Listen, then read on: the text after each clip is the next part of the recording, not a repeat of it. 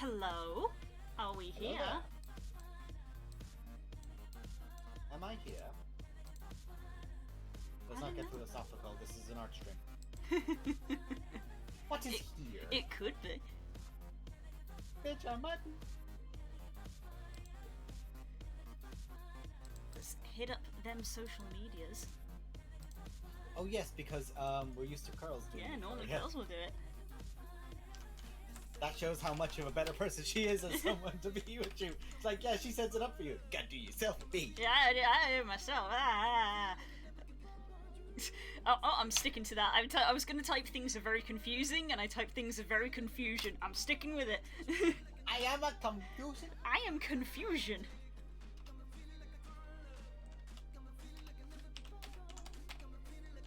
I'm confusion.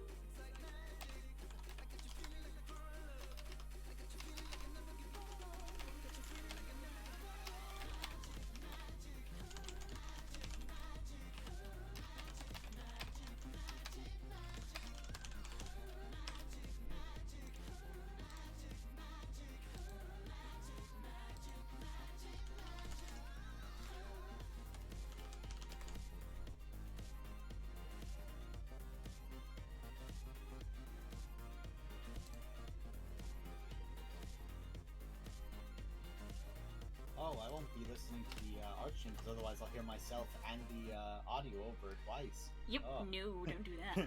Might need to hit the Spotify playlist while I'm doing it. Yep, mute the stream and get the playlist going. Heck yeah. There we go, that It's seems been- like an appropriate choice. Let's see. There we go.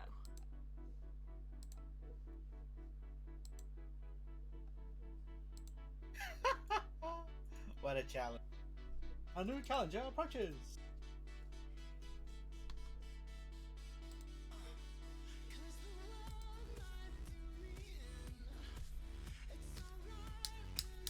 Shout it from the rooftops, let all your friends know there's somebody new in town. Hello, I'm very gay. I will steal your girlfriend. No, And you your won't. boy. Well, I'll steal you both. No, I'll steal you no, both. you won't. You're taken. Honey, can I steal boyfriend? No. No. My girlfriend said no.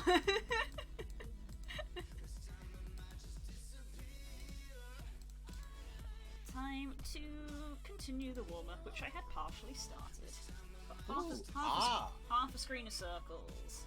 Half a screen of December.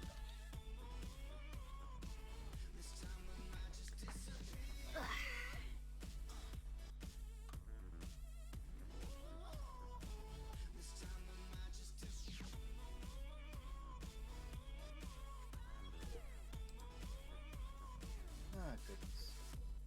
Now this game is going well. I'll probably be out of it soon enough, and I might actually try to draw something this week as well. Ooh, double art. Double art.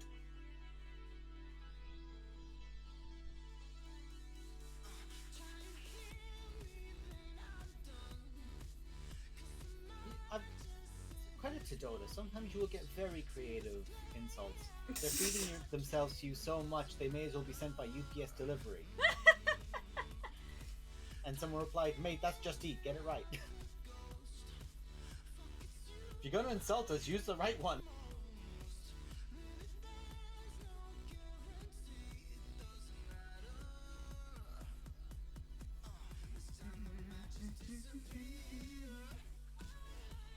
So for the people who are here as well, we won't be having any Okar, but we should be having Pop.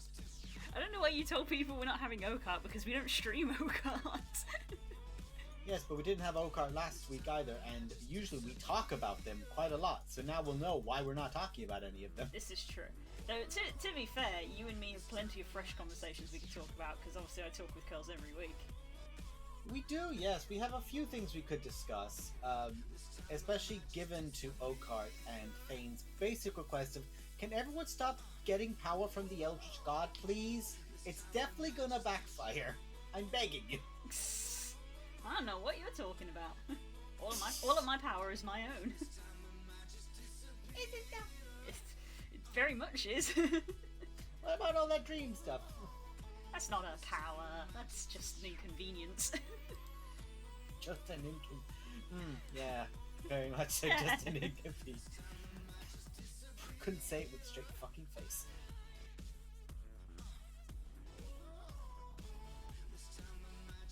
Trying to do some warm-up lines.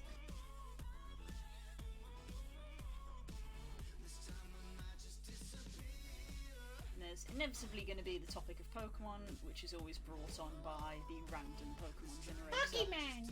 Random Pokemon generator!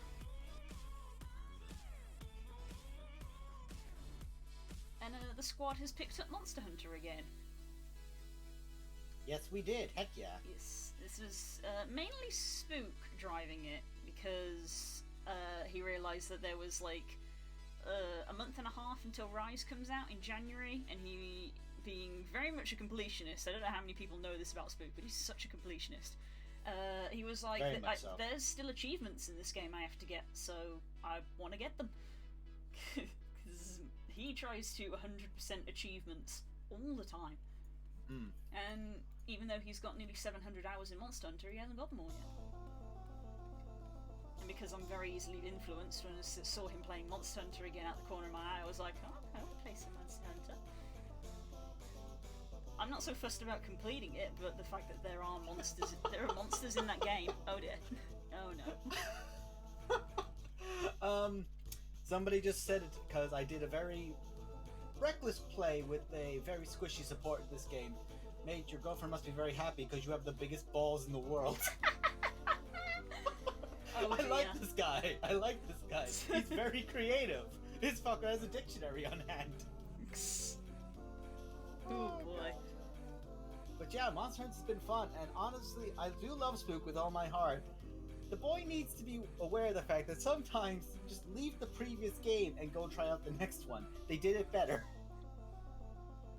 I think it's been an unfortunate thing with XCOM, for example, and stuff like that, where he hasn't been able to because he doesn't want to start one of them when the next one's still, the first one's still to be done. Excuse me. Yeah, but as I was saying, I'm not too fussed with like getting 100% completion on like achievements and stuff, and like crafting every single piece of armor, because for a start, I don't think you can, because I don't think there's enough storage space for all 500 pieces. There's limited storage.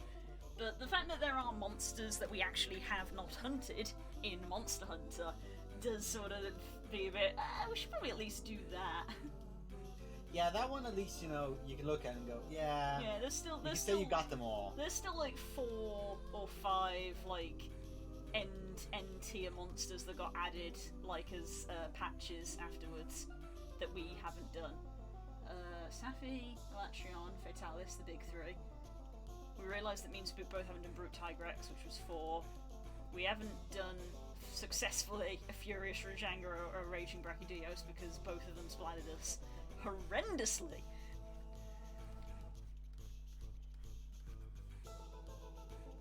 Because they are Rage Incarnate. Angie Monkey. Very big Angie Monkey. You'd be angry too if you'd had your tail cut off. Ah, Saiyans. We all saw what you did, Capcom. It wasn't subtle. But honestly, it's probably one of the most creative redesigns I've ever seen, so I'm all good for it. You made more effort than Sega did with Sonic and fucking Super Sonic, so well done. And yes, I've gotten back into it, and I've had to learn how to use the controller, because I never actually did at the beginning. Better way to play, in my opinion. Yeah, honestly, I already feel that the controls are a little bit more organic to actually use, so I'm digging it. Yeah. Since its inception, Monster Hunter has been on controller. Like, well, I mean, there was like a Japan exclusive MMO, but other than that, World was the first Monster Hunter game to come to PC, so PC controls just didn't feel natural to the game to me. And I was just like, nah, this is a controller game. It always has been, and it always will. That's just how some people are with their games. Like, yeah. Spook finds it impossible to play Halo or Left 4 Dead not on a controller. With me, I very early on with, like, say for example, I could play a lot of games with my controller, but the way I've built a lot of these, like in my head, I could never say, for example, play Hades on a controller, even though that's kind of what that sort of game is meant to be played on. The amount of buttons you have are super limited. It's very organic in like how they're used. You can very clearly see where the button combos would be set up. But I can do it on a mouse and keyboard. But bless anyone who's been in the same chat as me, because they just hear constantly. That's the MMO MOBA player coming out. Because it works the other way around. Like, I don't know how people play Final Fantasy on a controller. I'm like, but you have so many things you need to press. How do you do that with a game controller?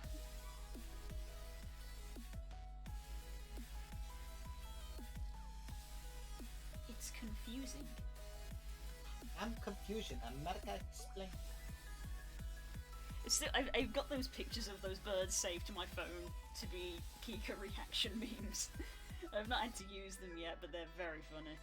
There's a few of them. Are you referring to the Ho-Ho and the Luigi or something else? I was about to call him Luigi. I heard it in your voice. No, not that one, but that one is my favourite as well. Like that one is my favourite. It's literally like set as like the folder image of like reaction pictures is the Ho-Oh and the Luigi. It's my favourite picture. Honestly, that's kind of a K-Arc and Kika reaction to certain things. Oh, just it very invert much them. is. It very much is. The and the. It is one of my favourite pictures. But I was referring to. Let me find it. Let me send it to you. Refresh your mind. Stacy's in chat. Confusion. America explain. Send via Discord. Discord. I'm coming up.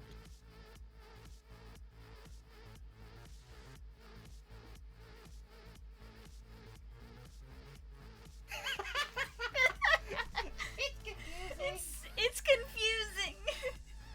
That's one of the saddest birds I've ever seen. There's also something to appreciate about a bird like that, where it's just trying so hard. It just looks so distressed. It's not like, it's not like one of those hundreds of pictures you see where it's like sat in the rain or anything. It's just sat there, just looking so confused and upset. It's so relatable. It's just such a Kika picture. I am very small, and I have no money. You can imagine the stress I'm under.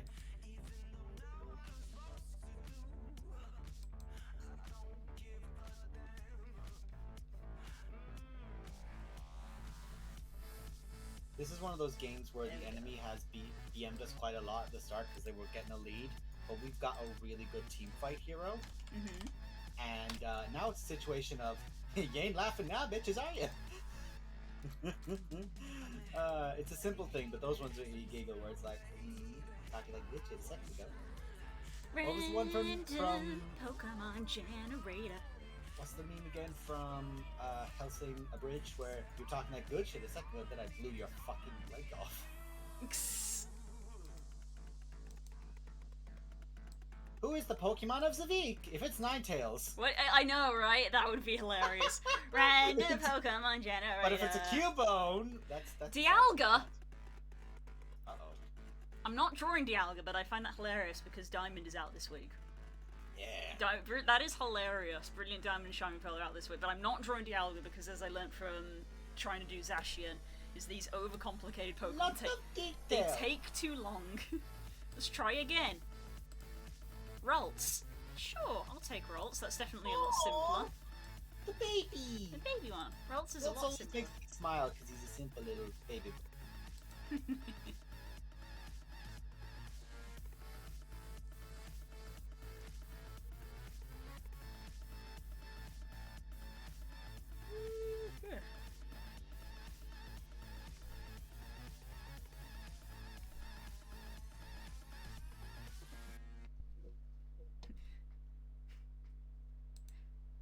Yes, Dialga. I know Dialga has shapes, but the problem is that he has too many shapes. Man of shape! That is Dialga's problem. He has too many shapes. I'm aware what the design is. If you look at him from the front, he looks like a clock. It's like a clock face. It's very well done. It's also very complicated. I'm not doing it.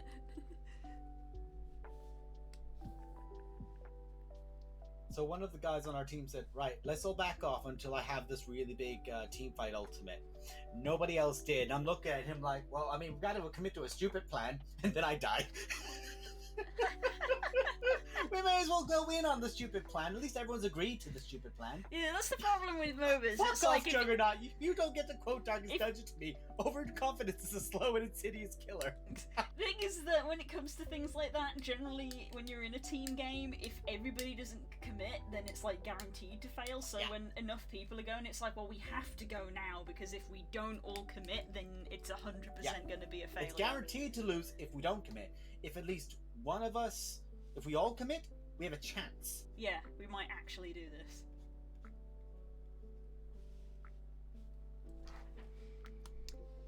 Okay.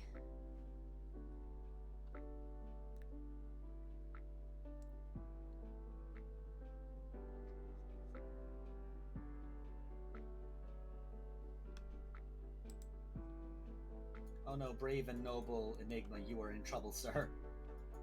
He's waving his hands doing a jazz pose, bless him. Because they added emotes a hot while ago into the game, so now a lot of people can have fun just spamming emotes. Crystal Maiden can make a snow engine.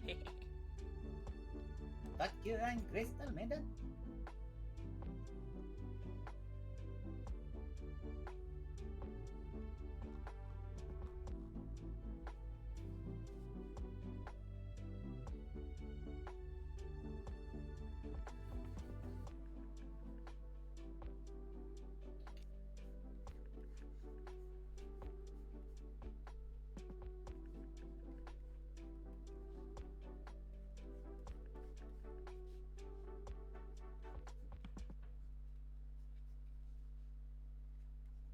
One of the characters in this game is a character who he's kind of slow when it comes to movement, but the whole benefit of him is that if he catches someone, they're practically dead.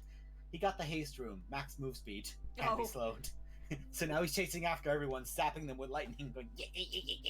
Why are you running? Why are you running? Why are you running? Everyone's just like, ah! This is where I hide in a tree line and wait to use my ultimate.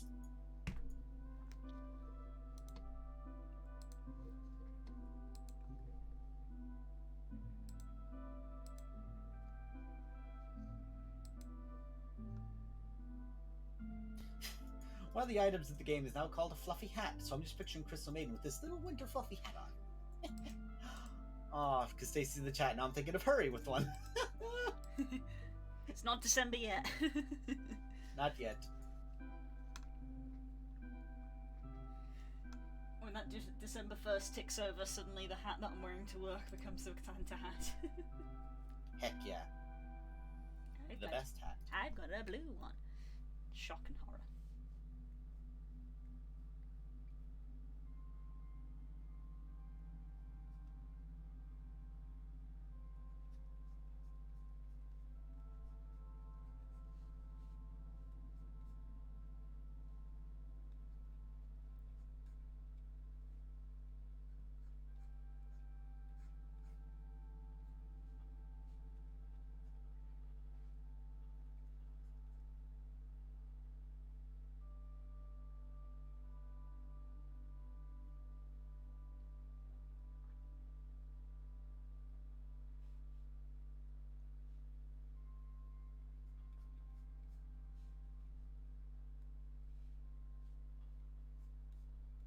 You know how it is with a MOBA. It's like, okay, we'll try to finish out this game, see if I do well with it or not.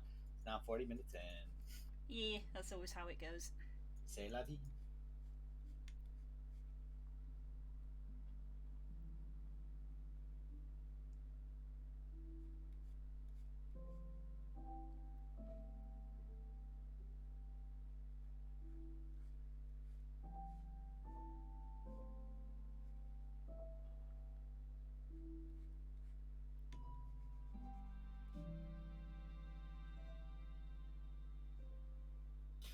The guy who has not been helping our team a lot was about to get essentially an ability which was timing down to 4 seconds. When it finished, it was going to perform a stun.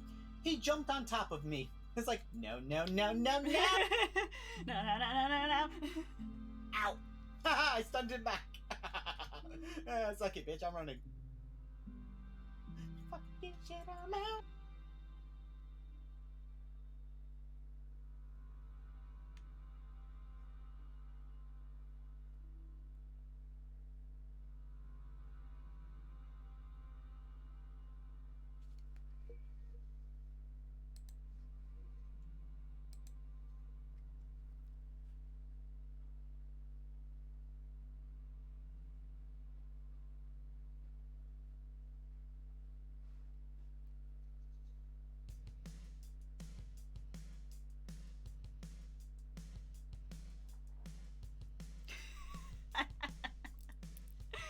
What happened? There's chat amongst some work colleagues going on in the background that I've just sort of got in the corner of my eye, but one of them notes just said something really funny. So there's a bit of room to explain how we conceive and realise each of these if we want to go into a bit of detail, but it's your call, and the response was something to do with monkeys and typewriters, or possibly spaghetti and walls.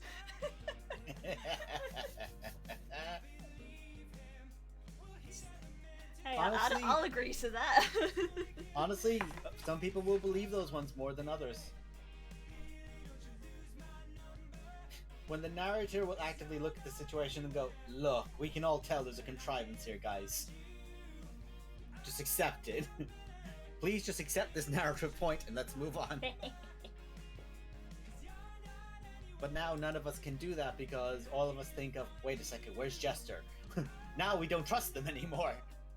Where previously we're like, oh yeah, Jester's not here because it's a combat situation. We all know Carlos wouldn't kill a dog. And it's like, wait, it is not a combat situation. Where's the dog? I do like that it was one of those things where Carlos was like, I'm literally going to have to just tell you because none of you are going to realise this without me saying it explicitly. At the same time, it only procced off because of, what was it? A 31 investigation check? Because she was like, oh, Sal, make a check, and then she was like, what don't you see? And all of us were just like, what we don't see? Well, that could be anything. Whatever you do, don't be. Yeah.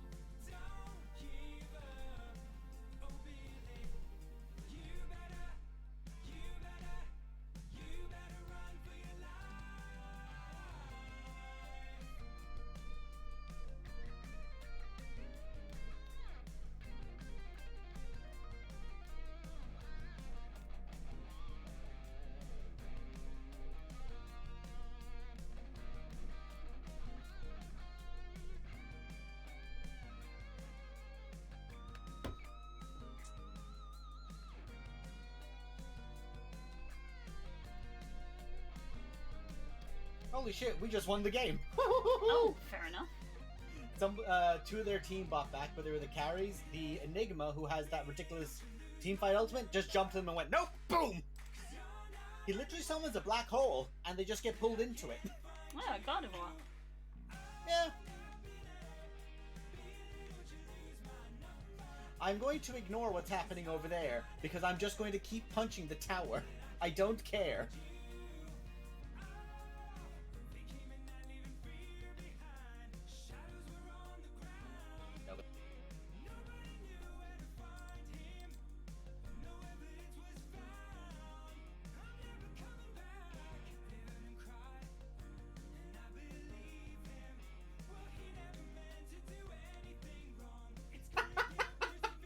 Everyone else was getting killed. I just stood there and went whack, whack, whack, whack. Don't look at me hitting the Nexus. Don't look at me hitting the Nexus.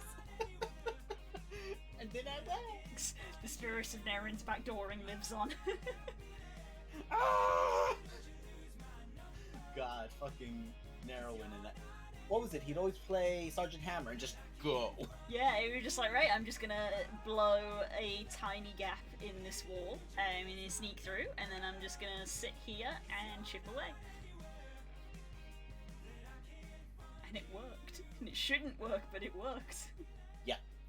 Most of the time it worked because I was having a massive team fight and like tanking 3 people and going, everyone has to look at me. The 3 of us did a very good job of being a distraction. There's a very, very small fly in here and it's driving me freaking crazy. I'm seeing on stream just your face slightly delayed back saying the words, and it's kind of funny. That was a good game. Now let's close Dota. Close it. Don't look at it. Ah, goodness. What am I going to draw?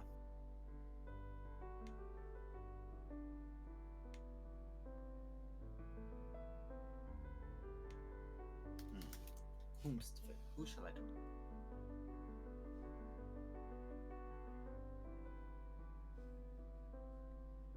I did find out something very interesting, by the way, about dragons, and more importantly, about a certain boy you and I know very well from Faerun.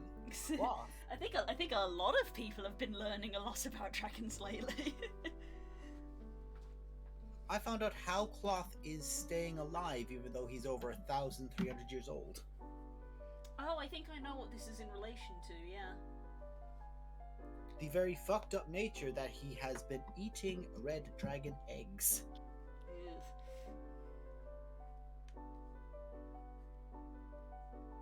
Which, on the plus side, means if you ever want to find something that will very happily pick a fight with him for you, or alongside him with you, another red dragon. Apparently It's already immune to most of his attacks, except he's also a really powerful spellcaster. Yeah.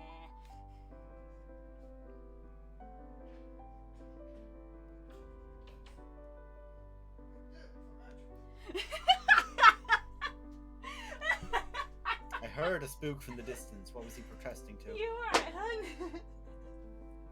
Sleeping policeman. Did you almost have a nice talk with the floor there? Nearly had a flat cap. Sadie is not a speed bump. Just the sound of the bathroom door open and then Spook going, Bleh! So Sadie was waiting for you then. Sadie.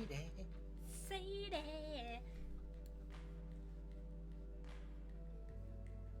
Meow, here she comes. Oh, did Dad almost trip over you? Look at her, she's had a traumatic experience. How dare you? No, it's about to get worse. Oh, not a happy baby. Oh, don't. Stop. Stop it. Toe beans. Beans? You can't see the beans, it's just black. There we go. Stop showing off the beans. Just labs. Gonna get taken up a Twitch. A Triplaps has appeared. Oh my Indeed. god, that guy, that dude. We know that. Fucking hell. We know that dude. Where on earth did that come from with Spook? Fucking hell, stop. No. Stop. No. Trip wonder have to why- come round. Sadie misses you. See? Wow. She looks so unhappy. It's good. Nearly got stepped on. Big wide eyes. I can see into the next year. It also sucks. No. Also, apparently, Blue, to my understanding, Cloth is actually the greatest political and organization-wise best thing you can get in all of Faerun, because the moment he shows up outside of his lair, everyone is willing to drop their shit to deal with him for a brief period before he goes back. It's like, okay, hang on, 10 towns behave. Why? Cloth. Uh-oh. We need a distraction. And how, pray, are we going to get a distraction big enough? I know a guy. Kerrick is just running out of the fucking Clothian Vale going, I stole your app, bitch! Just legging it. Has 3 different spells that make him go faster on him. booking it, and then there's just a plume of smoke from fucking the center, and it's like, okay, right then. God, Kaya going to cause Kika to age rapidly. Yeah. Who knows? Maybe she'll be able to have a drink to deal with it. If she ages. Don't give alcohol to the child. Oh Christ! That poor fucking girl. Bless her heart. Everybody's so mean. And everyone keeps giving her stuff and details, and it's like, no. I am not equipped to deal with this. Didn't you know who you're talking to? Norman! Thank you very much. That's a buddy. Yay! Nemo's favorite evolution. Hey, Nemo's here too. Hey! Yay! Another friend. So many As you guys can friends. tell, Curls' voice has dropped. Not by much, but has.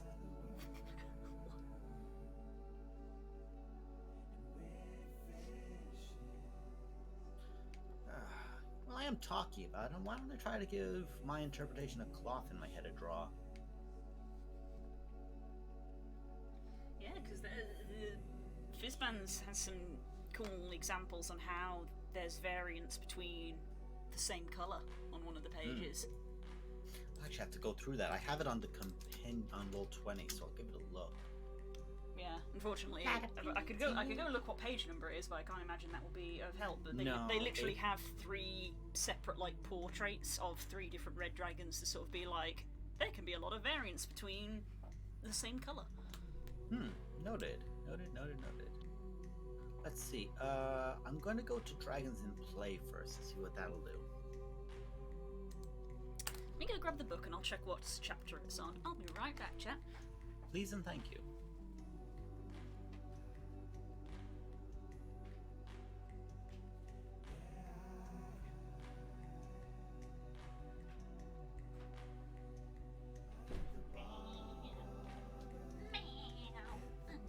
Listen to that baby.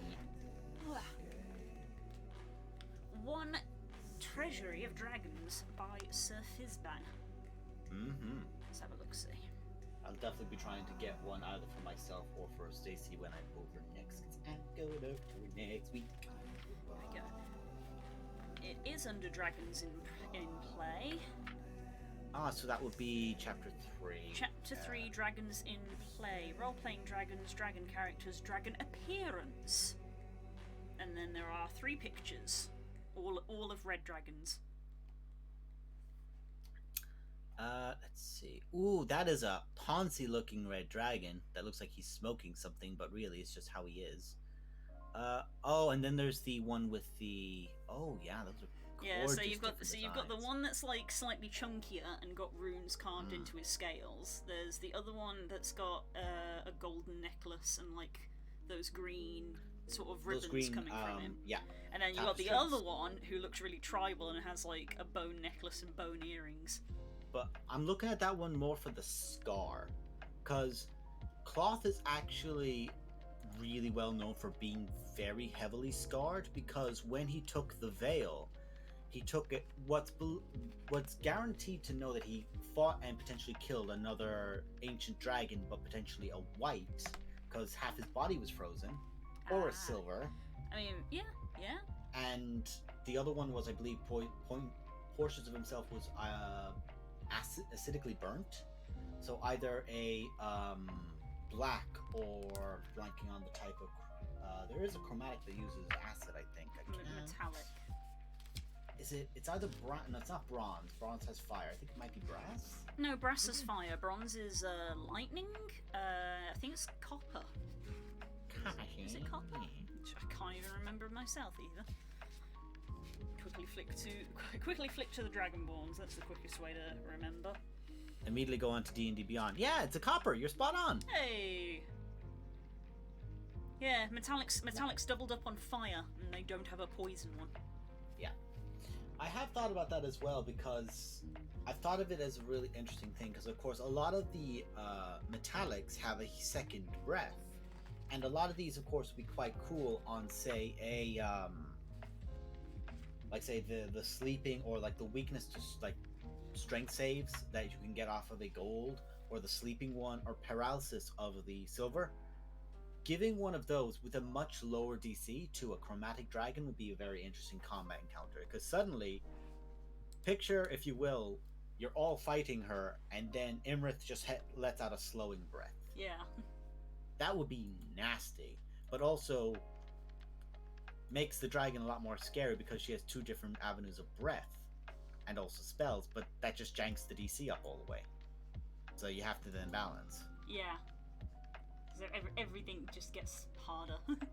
Oh yeah, the moment you add something like that in on someone who's... That's the thing, like the metallics don't tend to fight party members or like try to... Like they might challenge them or there might be a misunderstanding, but they won't actively kill most humanoids unless it's a humanoid who is a notorious dragon hunter, for example, and you happen to have tried to sneak into their lair. They're going to think you are only here for one thing. And they're like, not taking a chance. Yeah, no. Because someone did make an excellent point before that they are, yes, incredibly intelligent, but they're also predators. They're super apex, and if they think they can smell fear, just like any other predator, what does a predator do when you carry out prey-like behavior? Gives chase. I mean, yeah, but also they are very intelligent. So a white dragon, yeah, but I don't think a red would go that far, but it's to consider the notion of like, say for example, the lone adventurer or the lone character. Like, even if the red might usually go like toy or play with a party or boast, or a black might ambush. If a black is ambushed and done a lot of damage and everyone begins running, it's probably not going to, like, take what it successfully oh no, caught a black wouldn't. pull No. away. The evil, It'll go the on the evil hunt ones. then. Yeah, the evil ones wouldn't. Yeah. I was not talking the more about, not the metallics. yeah, I was me, talking no. about the metallics wouldn't just hunt people down because They wouldn't, They no. don't do that. They yeah, don't. they can't. The chromatics would definitely. Yeah, the chromatics would, like, where they've... Sorry, that's more what I entailed, but most dragons do still have that kind of, like, alien thing to them. A lot of metallics will, of course, not, but if it's a metallic that's been out in the wild and has very little interaction with people, and it might have only ever encountered dragon hunters in the last, 50 or 60 odd years, which is only like maybe 5 years for them, really, but they're still going to see that as a threat. Oh yeah.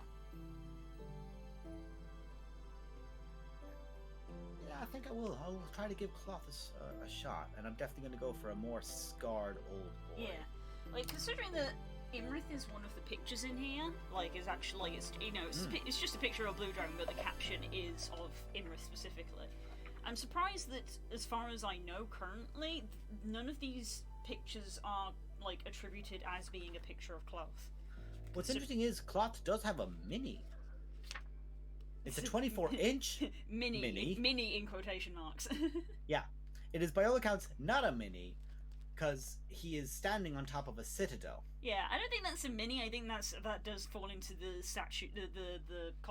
Constitutes being more of a statue. Because it's in Wizards of the Coast HQ. Yeah. Yeah. And that's the thing about him, is that Snarl is just a badass. Old Snarl is just a badass like that.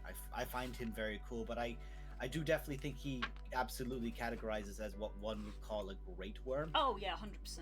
And I did post it in Pop for the reason that they're like 360 foot long, because they described the body's measurements in an older edition, and someone put it together. Well, if that's the body, the tail would be this by the normal ratio, the head would be this by the ratio, 360 foot, ignoring the wingspan, which would be titanic. It's like, yeah, that guy would definitely blot out the sky if he decided to fly above your party.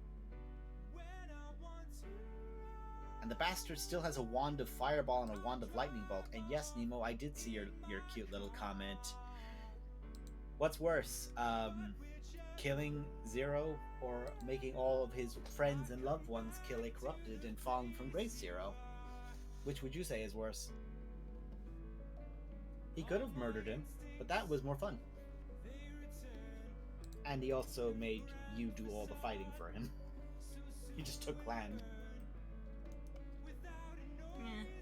I When you Google Clouth, there are pictures of him on the wiki, but it doesn't like credit where they're from. This one says Clouth Old Snarl AFC, and I assume that that's going to be like a acronym for some sort of book. But Like there's nothing on the page of being like, here's a picture from Fizzbands. Yeah, unfortunately not. So like the only thing I'm seeing is like that Titanic statue. Yeah. If you go to his wiki page, there's quite a cool like black and white, like it almost looks kind of like a pencil drawing of his face. Yeah, that's one I've looked back to that one a lot as reference for him in the past to describe him. It looks like he's got like ornamentation on his frills.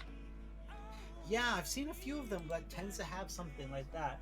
I'm not sure if that's ornamentation. No, probably it is. Yeah, they don't look like scarring, because if it was scarring, then you would see through to his neck behind the frill. So I think that's ornamentation, like piercings or earrings in some way. Probably. And then he's got like the smaller stubs that are almost akin to a beard that is like just at his jawbone. AFC, and then it's not down Fizzbands. his face. Do you know what page? Was that to me? Spook reckons that one of the pictures on this page is in the book. Because I haven't had time to thoroughly sit down and go through it yet because I've been so busy. If you were to ask me which one of these that it's actually in the thing, it's not credited as Clouth though, so it's just a red dragon. It doesn't specifically say it's him.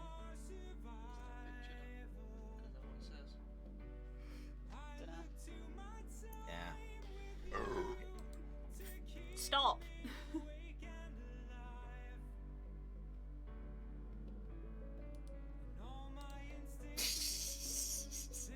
Nemo, you didn't even spell it right. Magic the Gathering. It's I'm convinced Zero would spell it wrong just to annoy Cloth and go, he spelled it in common wrong. Okay, that's interesting. So the picture in the book that Spook has found isn't credited as being a picture of Clouth, but when you do a reverse image search of it, it's the same picture that is on Clouth's Magic the Gathering card, so it is him, but it's not marked as Clouth in the book. Hey, that's just a theory. Oh, yes! Theory! That one, and that's him over the Clothian Veil then. By Andrew Marr. Yeah, I think Cloth is just like... I don't know why, but I don't like Cloth as a villain. If that might sound weird. I like him as just an entity that exists. Yeah, cause it's because I think he very firmly goes into the area of just being too strong. It's one of those things where it's like, well, we're just not going to bother, because when he feels like it, he turns around and we'll get vaporized. So it's like, well, that's boring. Yeah, it's like Slockerthal, in that Slockerthal was not meant to be a combat encounter. The encounter was getting away from them. Yeah. Oh, Slockerthal versus Cloth would be vicious. Oh, yeah. Actually, no, it wouldn't. The moment Slockerthal got him underwater. Because I'm talking about dragons. Yeah, sorry, guys. I just love dragons so much. I love dragons so much. I just realized, actually, red dragons don't have a swim speed. So, no, actually, the moment he goes under the water, Cloth's kind of done. So, yeah, no, never mind. That wouldn't be an interesting fight. Because reds don't have a swim speed. I mean, not having a swim speed isn't that big of a detriment, because they do still have amphibious, I think. I don't know. Because I thought all dragons did, but I could be wrong. I don't think they do, because I don't think it's part of their natural habitat. True. Let's see. He has a fly, climb, and normal ground speed. Immunity to fire. He does not have the aquatic trait. Yeah. Yeah, so Cloth would actually be in a lot of trouble. Well, I just looked at an adult, but I imagine Ancient is going to be the same. I imagine not, yeah. I mean, yeah, he probably just wouldn't bother then, just... Why would I go in the ocean? Yeah, Cloth would look at that and go, I'm not going in. I'm not going in there. Meanwhile, Galgron's under the water going, come on in, you son of a bitch, I dare you. Come on in, the water's fine. We're going to heat it up in a hot sec. It's always one of my favorite concepts is Reds love fighting Silvers because Silvers are like the antithesis to them and how they like always work with humans in such a way, and they hate working with people and think everything's beneath them, not worth their time. And then there's goals, which they just have to it's like the comparison of if you could take like a tiger that can take on like, you know, what's the name? It's moon bears, I think it's called actually in India, or like other larger types of bears across like India and Russia. It just meets a polar bear and goes, I'm not fucking with that. You can, I can take on every one of these other motherfuckers, but you, fuck that.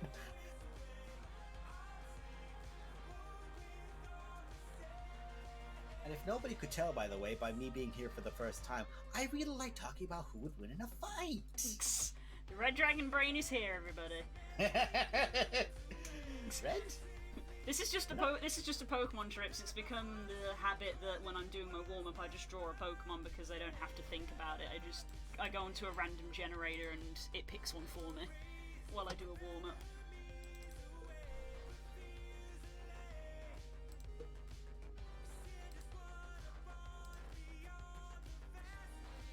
I do enjoy the fact I gave Cloth the fucking ring of regeneration. Like, yeah, that's the one thing that bastard needed. But suddenly boosts his challenge rating up to ridiculous levels. Silence, Triplabs.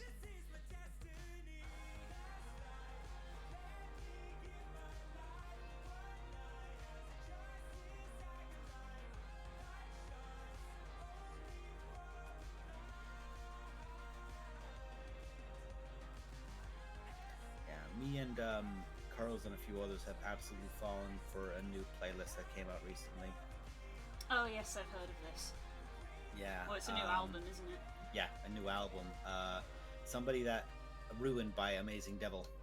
Some of the songs in it are ridiculous, and I think there's not a single song on this playlist that I don't think isn't a banger. I think they're all fantastic, and they've got this weird, like, I call it like a Hosier kind of vibe, in that it's that kind of, it's not really a genre, but it's more like a feeling. Yeah, I have listened to some of their songs because, unsurprisingly, Curls and My Blend playlist have had a few of them on before this new album came out. Curls used the term theatrical to describe them, which I'd say was pretty spot on. Yeah, very much so, very much so. Like, it's the perfect thing for, like, you can immediately think of the animation you wanted to draw as a kid, played over it constantly. Yeah. Like, it is almost like they are from a musical in a way.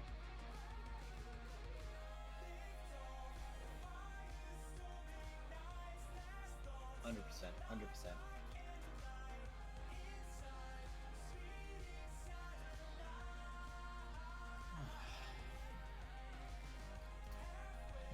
Actually, here's a thought. I could try to draw cloth, or I could work on, because there is currently a ancient white, green, and red. There was a blue, but she's gone now. In Faerun. You guys were very thorough on that. I could actually work on designing an Varys ancient... was very thorough on that. We all know who got the killing blow, but you were all very thorough. I still go back to that battle of Abingdon. God, that was good. I have no complaints about that fight. Yeah, it was so good. Just her reaching into a fucking pile of gold and dumping healing potions into her mouth, just rolling for a bunch of them at the same time, because she wasn't a regenerator, so no one had anything on her before that. So she was able to get a good bit of healing off with it, and casting spells and breath weapons, but you just had a life domain cleric in the back with a potion for the giant size on, just chugging every healing, like, nope, everyone up, everyone up, everyone up. Fucking dwarves in that fight were clutch, and then Glory just chasing after her like fucking Vegeta with a Dragon Ball. Mine.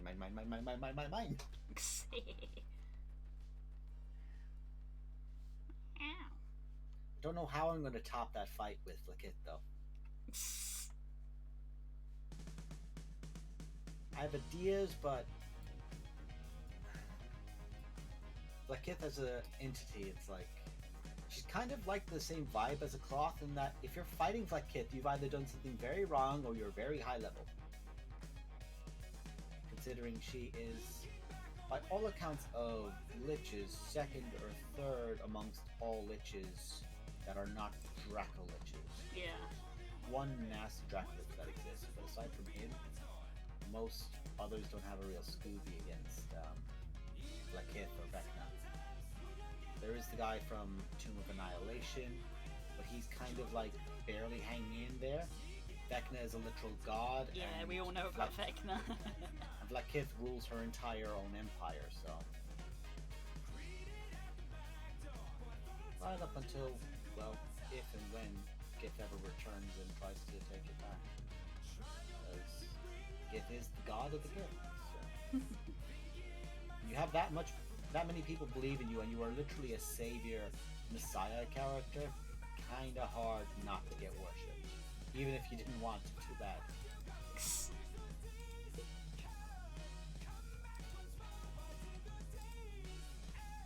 I mean, that would be an example of what you could do if you didn't want to fight Lakith, is you could very well try to find Gith. I think that is one of our potential plans. I know we have literally nothing to go off of, but for me at least in Kika, it's something that she's like, it's very much been sort of stored in the memory of like, I will remember this for later. Because you know, can you blame the kid who's like, well, you know, if my parents ever couldn't deal with something, they always had a friend that could help them? Immediately doesn't think, oh, well, if there's somebody who can help us with this, we should ask them to help. That's just the logical thing to do. Yeah, like that's, bless her heart, that's exactly the kind of thing Kika's always been taught around. And unlike something like, say, Varys' family and the location of them, Gith is one of those things like the spell that could kill gods. It's been buried.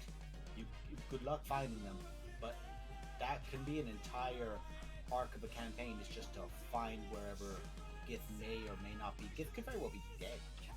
Is the thing, because gods in this universe can die very, very thoroughly. As I just mentioned, there was a long time ago a spell specifically for killing gods. Because I think I did say this, because I've used it in my... that was how the spell plague happened, wasn't it? That was how the spell plague happened, and then after the spell plague, they were like, you know what? No, we're not going to let this happen again, and that's why you only get spells up to 9th level, because the gods went, no, we're not allowing this anymore. But very interestingly, that's the thing. Mortals don't have access to 9th level spells anymore, and very, very, very powerful practitioners of magic do. So there are certain people who would be strong enough to do it, like say Asmodeus can use a 9th level or can use a 10th level spell. Yeah. Vecna probably can bust out an 11th. If he's ascended. If he's ascended, if he's still just a regular Lichner. But if he's the god of secrets, yeah. If he's a god, then yeah, because obviously gods ascend it. But it's like, you know, if you're below a god in stature, then no, you're not doing it, because it's literally the will of the gods that is literally affecting the weave that makes up the fabric of reality. Well, that doesn't let you do 9th level spells. Well, that's the thing is that while yes, that is true, Orcus did use a spell that could kill a god. They never specified what level it was. But when Orcus used it to kill Mechanus, afterwards they went, okay, never again, no one's ever allowed cast a spell again. And no one knows who hid the knowledge of it. Potentially Vecna did, considering he is the god of forbidden secrets. Which is very interesting considering people trying to rely on Vecna for something. You know it's bad when you have to rely on a lich for help. Yeah. But also if his whole shtick is just hiding things...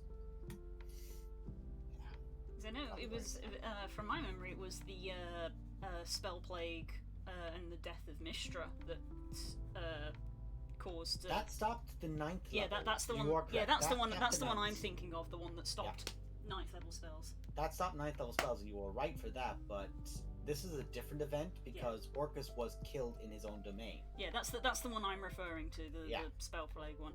I'm relying on vague recollections from Mr. X's videos. Same. But for me, of course, I was fascinated by the notion of Orcus killing Primus and ruling Mechanus as a shadowed silhouette for a while. So I found it ridiculously fascinating that he was able to ruled it, and that the essentially, from what I understand, the one that he put in place is basically like a free story plot for someone where there was a Primus or like one of the order beings beneath Primus that would ascend. One did, and it came out the wrong way, and another one immediately replaced him, and that one, no one ever knows what happened to it. So it's a plot hook as well. That thing could just exist in the multiverse of a corrupted by the Abyss equivalent to Primus. Well, not equivalent, but one that could have become Primus.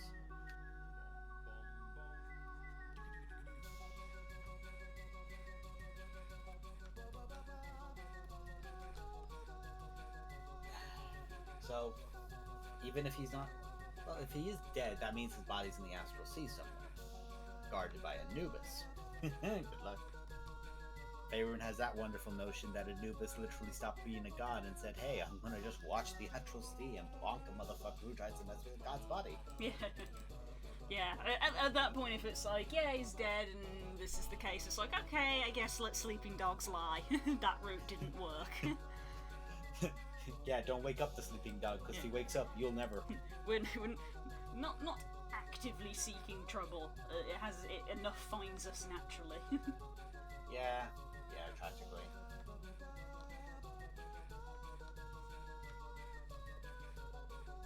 Yeah, I'm gonna use this Fizzbang dragon stuff to try and like make an ancient black, because there actually isn't one in Faerun. Not in this section of the Sword Coast, I should say. Yeah, so Faerun, the planet has plenty, Yes. but the Sword Coast doesn't, because Ebonrath is like Ebonrath is somewhere else. Yeah. Toriel has definitely got him, but the Sword Coast, which is where most of this is centered on, doesn't. Yeah, Black Great Worm, Rashak is one in the book, and I know that Ebonrath is a well-known one as well. But they're not on the Sword Coast. Yeah. Yeah. Isn't Ebonrath the Dracolich? I believe he is, yes. He's a Black Dracolich, is Ebonrath. Apparently, the longer alive a black dragon is, the more skull-like their face becomes, because their own acid eats away at their flesh. So that's lovely. But it takes hundreds of years. Oh yeah, that's what I mean. It's the older ones. Yeah, which is morbid.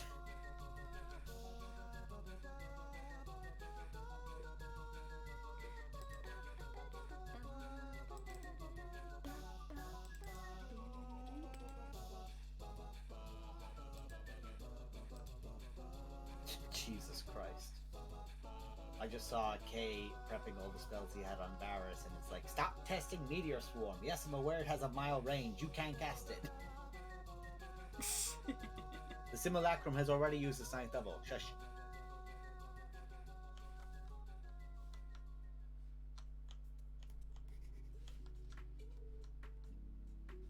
He's had a taste and he misses his boy. Yeah. We all miss them. Yeah, that is a thing where, like, in the future there may come a situation where I just say, if you do manage to find the defenders, it's like, okay, you have freed Kirok. There's the character sheet. You freed this. Here's the character sheet. And suddenly it's like, oh, this combat encounter is really hard to go. Like, we just got a bunch of level 14 to 15 characters just showed up. Or level, I think level 17 is where I have Varus at. So I think that's where everyone else would be. Yeah, a few people would have to do level ups. Yeah, I might make people do that at one point just for fun, and also as a point of like, this way I don't have to make you do it in the moment. Yeah, I mean, you can, obviously we know the nature of D&D, so you don't have to be really vague about it. You can't just say, look, in the future, if you guys succeed in freeing them, then level 18. you may get to play them for a bit, so they need to be leveled up. Level 18 is what everyone is. Nice. So I'll have to say that in the party, because I think Ash still has her stuff as a level 13. Yeah, Kirok was 14 because she got all that extra XP, yes. But at that level it probably would have evened out. I would say it's evening out just for the sake of fairness. But yeah, also, obviously. I'm now looking at the absolute horror show that is Glory and Ashk at level fucking 18. Are you kidding me? I don't want to fight that. Oh, Christ. Blakith. I don't want to fight that. Put some time out. Can you blame her? It's No. like, okay, here is a lot of very dangerous people. I'm gonna put you in a bubble. Why? Because I ain't fucking deal with you. Excuse me while I go steal your genie. What? What?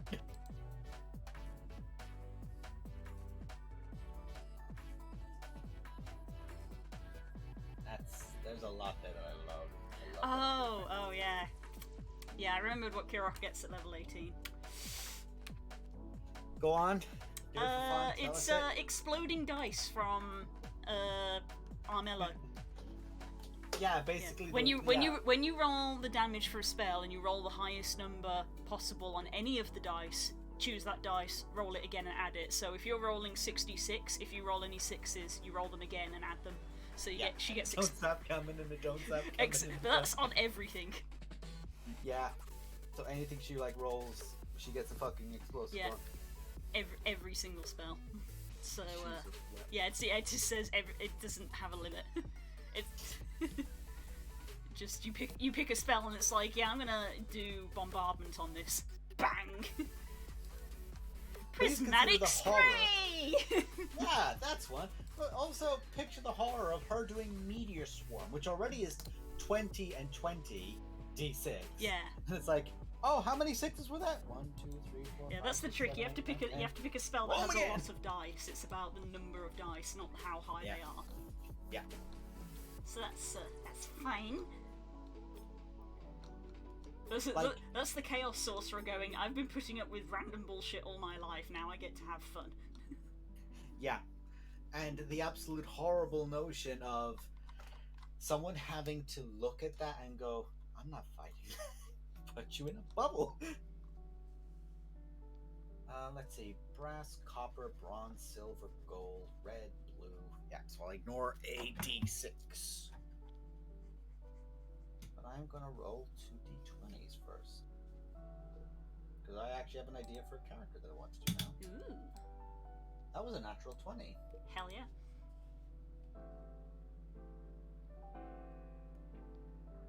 And a 16. So that is going to be 2 chromatics.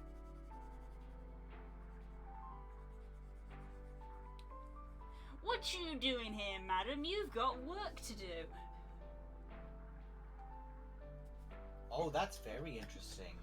I don't really want to do the work today. I don't really want to do the work today. Today, she doesn't really want to do the work today. Also, Curls, the meme you missed was, if you can't afford a lesbian or you can't home grow it, store-bought pansexual is fine. That is going to be a hybrid dragon. Hybrid? Of white and black. That's an option on one of the tables? No. Oh, fair enough. I was about to go nuts. I was like, they don't allow that because they don't like each other. No, they don't. That does not mean at some point they could not have been controlled by something that is capable of making them behave. Just long enough. That's something I've heard recently of like, yeah, in older editions, some motherfuckers were ballsy enough to mind control 2 of them and make them do things. And it's like, oh, well that's fucked, but also this adds really interesting monsters.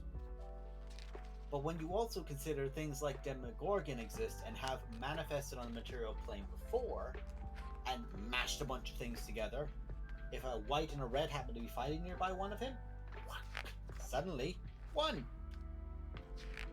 Yeah. I mean, you guys know several sufficiently crazy spellcasters in your campaign. Who would be more than happy, well, one probably would be more preferred to kill them, but everywhere else?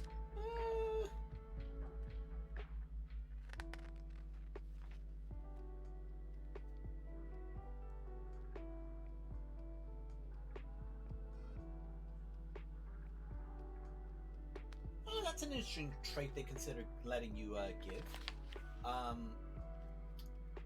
Damage absorption. So, like a red or a gold, not being unharmed by fire, but instead actually healed by it. Giving a red dragon all the more reason in the world to fight near lava, because they can just take a dip and heal, and suddenly that is a terrifying encounter where you just go, I'm gonna take a bath where none of you can chase me and heal up. That's when the druid comes in and goes, right, I'm gonna cast Tsunami now. unlike with oh, what was his name? Thordak. Unlike Thordak, where it won't do much, this will actually be a problem. So it might not do any damage to you, but it will get rid of that lava. And if you're in that lava, suddenly you're trapped in there. You ever play Minecraft? Oh my god, that would be such a cool concept for like either a campaign or just for like a section of a campaign of like, oh yeah, we didn't know how to deal with this red dragon, so he got entrapped in lava and might be starting to melt again. But it's been living in lava, which you could potentially feed off of, and maybe a catastrophe dragon comes out of it, and it's actually like a Thordak. It's to the equivalent of the fire plane. Yeah, it's like we couldn't kill it, because that's what they did with Thordak. It was like, well, we couldn't kill him, so we put him in the fire plane. It's like, oh, we couldn't really kill this red dragon, so we just kind of froze it in lava, but that's not gonna last forever. I do still find that incredibly funny as a notion of like, of all the planes you could have put the fire dragon, you put it in the fire plane? I mean, you put him in the water plane, you kind of just dust your hands off and walk home. You're done. It's just like somewhere there's going to be a crack and that goes, ooh, floating water, floating food. Don't mind if I do. We're just imagining an enormous red dragon just going, bloop, ah, forbidden soup. No, no, forbidden salty soup, get me out. I don't have my water wings. Ah. What's very interesting about that is that technically in the water plane it's not like the airplane is directly on top of it. It's not like that. It's just constant. There, you can look up and there's just fake light that you can see above it. Oh yeah, there's no surface that you can come to and breathe. There's no surface that you can get to and breathe. It is just water. So unless it's a spellcaster, or it can get itself very quick. Well, in fairness, actually, I'm going to look at a red right now for the shits and giggles. Let's see, ancient red. I'm going to look at this for a bit of fun.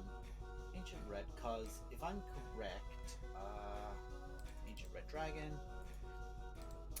How long you can hold your breath is based on a number of minutes plus your con mod in minutes, correct?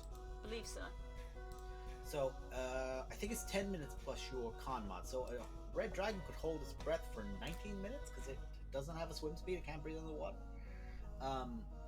But it has like 19 minutes to find somewhere to get to or teleport itself back. I haven't watched Mr. X's video on the water plane. I did watch the one on the airplane for obvious reasons. Oh, there they are. Look at them. I'm just seeing the art. Yeah, I've only just seen that Cole redeemed a health check for us. Yes, I already popped several times because I'm a madman who did CrossFit at 5:30 in the morning today. I'm going to pass out later. It'll be fantastic. Yeah. If lava hits water at that magnitude, does it turn into obsidian? In theory, yes, because obsidian happens when lava cools extremely rapidly. Yes, when lava that's what I meant by locking it away. When lava cools slowly, I think it just becomes rock, but if it cools rapidly, it becomes obsidian, I believe.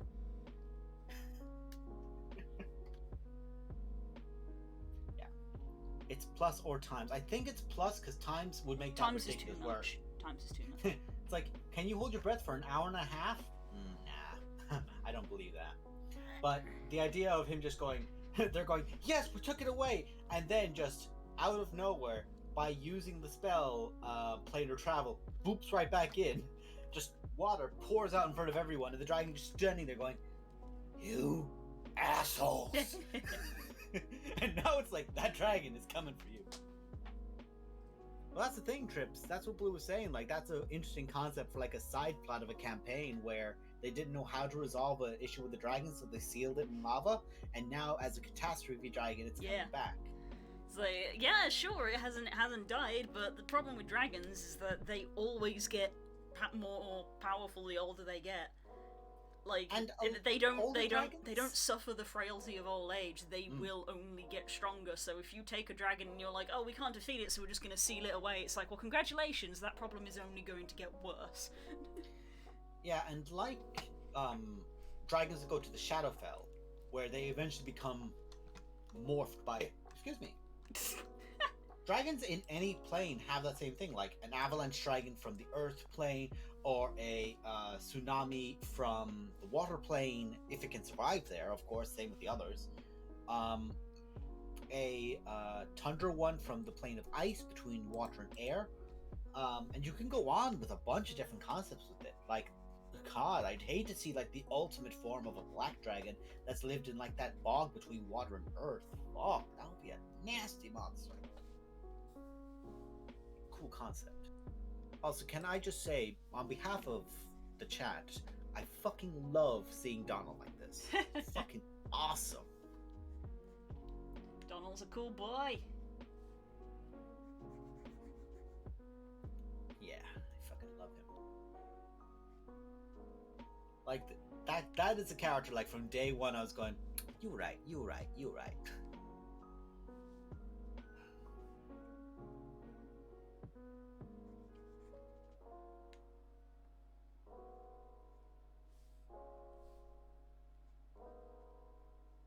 I don't know if Curls is I emojiing Donal or the fact that we were talking about, like, dragons like that, or...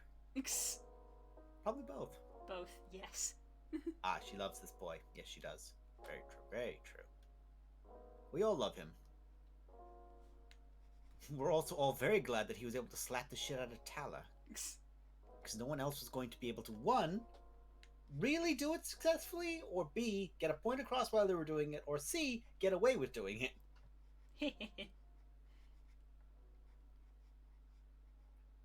It was also Curls' chance to be able to play a very high-level Blood Hunter and go, oh yeah, these things are fucking terrifying.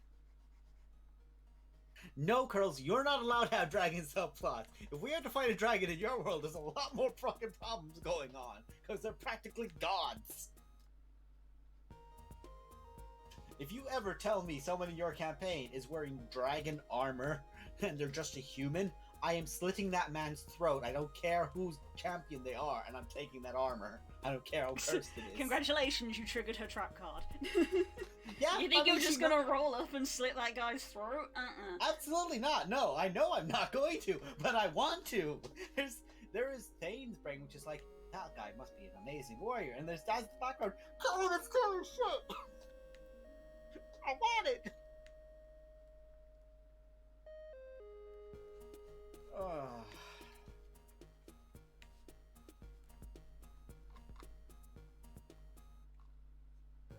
Let's see now. Let's look at a name, because there's a lot of really cool name elements for them. So, a D4 first for... Yeah, they've broken it up into, like, you can have loads of different... They've given you, like, a bunch of suffixes and prefixes to basically mix up.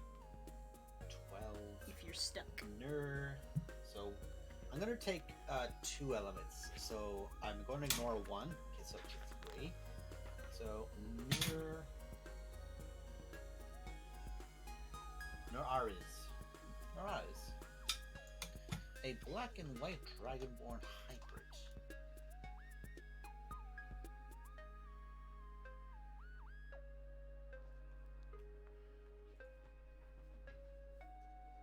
Someone did before talk to me about the concept of like making a dragon pull out a card from the deck of many things, but it's the one that automatically changes your alignment to the polar opposite.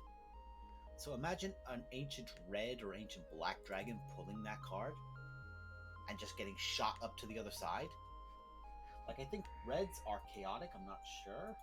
Chaotic evil. Chaotic. They're both chaotic, so actually they would become lawful good, which for theirs would be a terrifyingly unfortunate concept. Because they are immediately going to be rejected by everyone who knows them, and anyone who doesn't know them will see them as an immediate threat. Well, I mean, Curls, for the longest time until I retconned it, Galgaron was a good aligned black dragon. Which would have made how much of an asshole he was a lot more... make sense. It's like, well, he is still a black dragon, guys. There's only so much I'm gonna be real with you. The fact that he was a gold dragon still made sense that he was a fucking asshole. Yeah. It's like he's very this post was made by the Silver Dragon Gang. Wow. No wonder she divorced him. Yeah. Fuck, man. We're talking Galgrond. Oh, my heart. I have had the thought before of like interplanar interactions, like dimensional based interactions where like really capable dragons are called in for summonings, and then just like Cloth just in the corner sweating, waiting for the blood and sand for Delanai's portal to open, and instead of Galgrond walking through or Bertak, it's Aeon Sul. My boy. Curls, I do not disrespect gold dragons. I love gold dragons. I do. Yes, but she's entitled to. She had to put up with one for 6 years. He was an asshole. But there was also a gold silver dragon that she loved, so... This is the thing, valid, but every time you insult a gold dragon, everybody's like, we know, but hey! Hey! We know, but hey!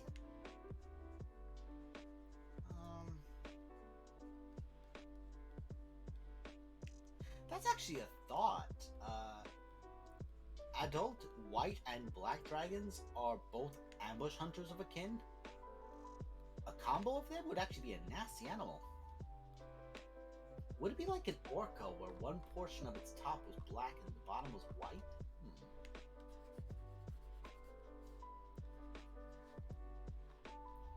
But see, that's the thing, Core. You're wrong because it doesn't just change your alignment, it changes your whole perspective. And if you were to look at a red dragon dominating, beating the world, anything that so much remotely challenged its power was a threat that it must confront and kill, that change around would be an entirely different element. It would probably be the closest thing to either a silver, but given that it would also end up being slightly like help. Honey, no, I refuse to. I don't want to. I love it. I love the nightlight render. That's adorable, but I shouldn't. It's like, no, I'm super evil and powerful. Yummy. The nightlights are so cute, but also they do make me angry because whenever I look at them, I'm just like, that's not how crossbreeding works. That's not how crossbreeding works in real life. Yeah, we've all seen the liger and the tiger, which is like the biggest equivalent of these are animals that shouldn't really live. They shouldn't be alive, and they have a lot of issues. Yeah, they kind of don't. That's the thing. It's like a liger doesn't look like, you know, a tiger with a mane, which is how like no, it doesn't. which is how like, you know, majority of cartoons would probably represent it. Of like, oh, these two things have crossbred, so they clearly just have this trait and this trait, and it's like that's not how crossbreeding works in real life. Like, what's interesting about those ones is like they took the elements of it were like, no, it just like the equivalent of gargantuism for their species, and they just became fucking massive. Which, when you consider lions and tigers, means that they got fucking bird.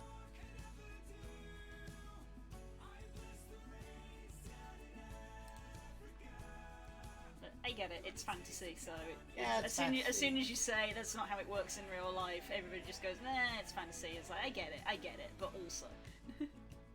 I'm allowed to like both. I'm allowed to be like, lol, yes, it's black and white, but also just be slightly mildly annoyed of like, that's not how it works.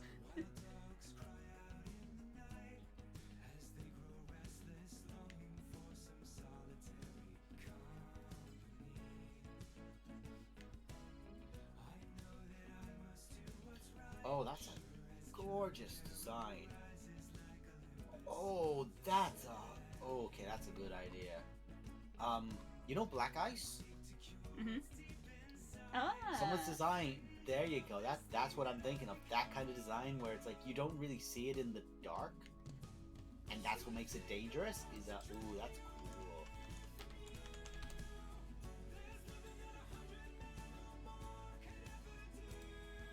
I think that's actually a really cool idea. I'm going to end up having to steal that. It's very, very thin coating of ice, so you can't see it. And that's the other notion as well, is that it's gonna be smarter than a white dragon, but has all the bronze of it, but all the malicious cruelty and cunning of a black. Like a white would not capture someone and torture them to make them scream so that their friends or nearby people would come to help. But a black would.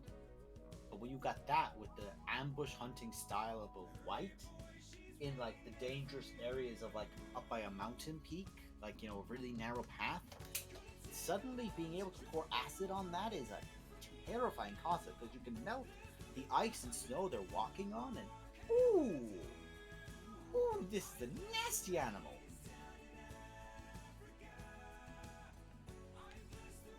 And now I've nowhere to put it because all of my players have just heard about it. Yep. I have to put it somewhere they won't see it coming. Nah, that's, you don't try to gotcha with a character like that. You like, hey, look, here was a cool concept for a monster. Go fight it. You always save it for like an arena battle or something, just to be like, I can't put this in a story, but I just want to try it, so have fun. Yeah. And also, it's giving me ideas now, and I could look at doing things like this in the future, because you and me both, Blue, were the WoW fans of the day, where it's like, yeah, they made some cool ideas like chromatic dragons. Like, in that setting, chromatic dragons were not red, black, blue, blue. They were a combination of everything. And that's what made them dangerous, because they had all the elements of all of them.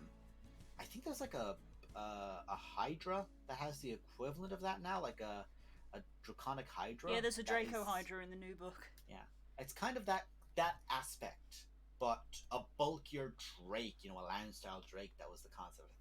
Cool fucking ideas. I'm like that fucking little kid that's going, frickin' bats, I love Halloween. Frickin' dragons, I love D&D. That's just the both of us.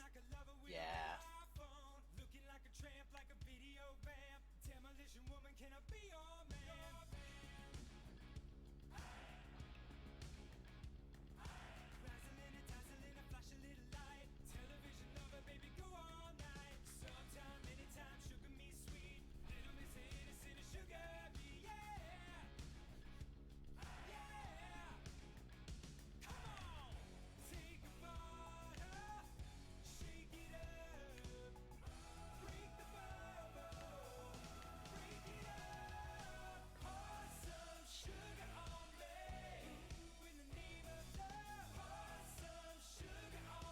I hate that when some people be like, no, it'll be saved as a web.file or as like this or that. I'm like, fine, I'm going to the fucking snipping tool. You won't cooperate? Out comes the snipping tool.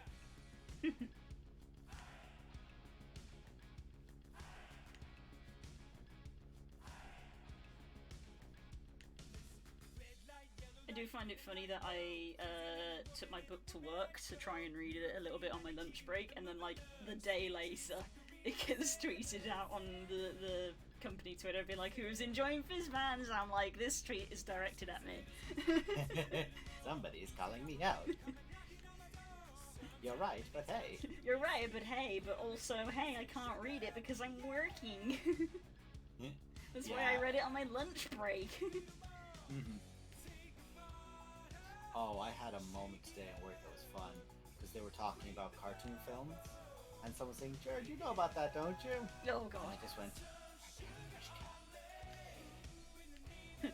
Sir, you are not ready to go down this rabbit hole.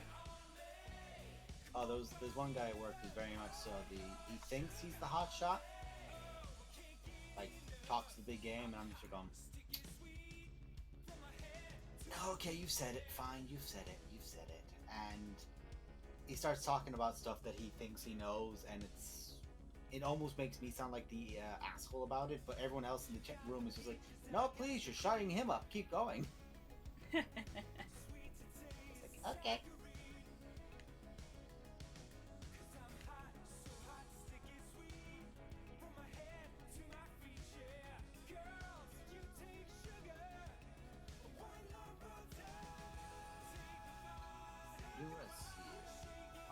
Are you?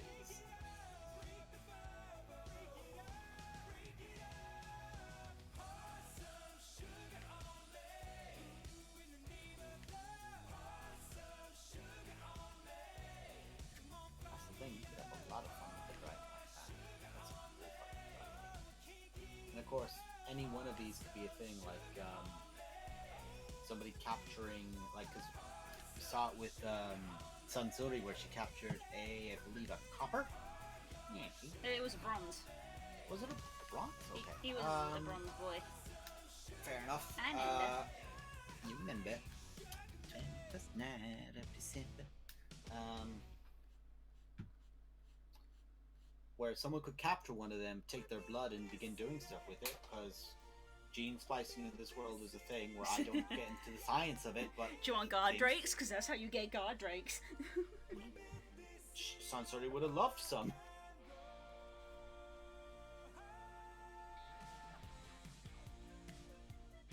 Just like how storm giants made Bahir. Yeah. Just crack them fuckers up with lightning and throw them at the drakes. It's terrific.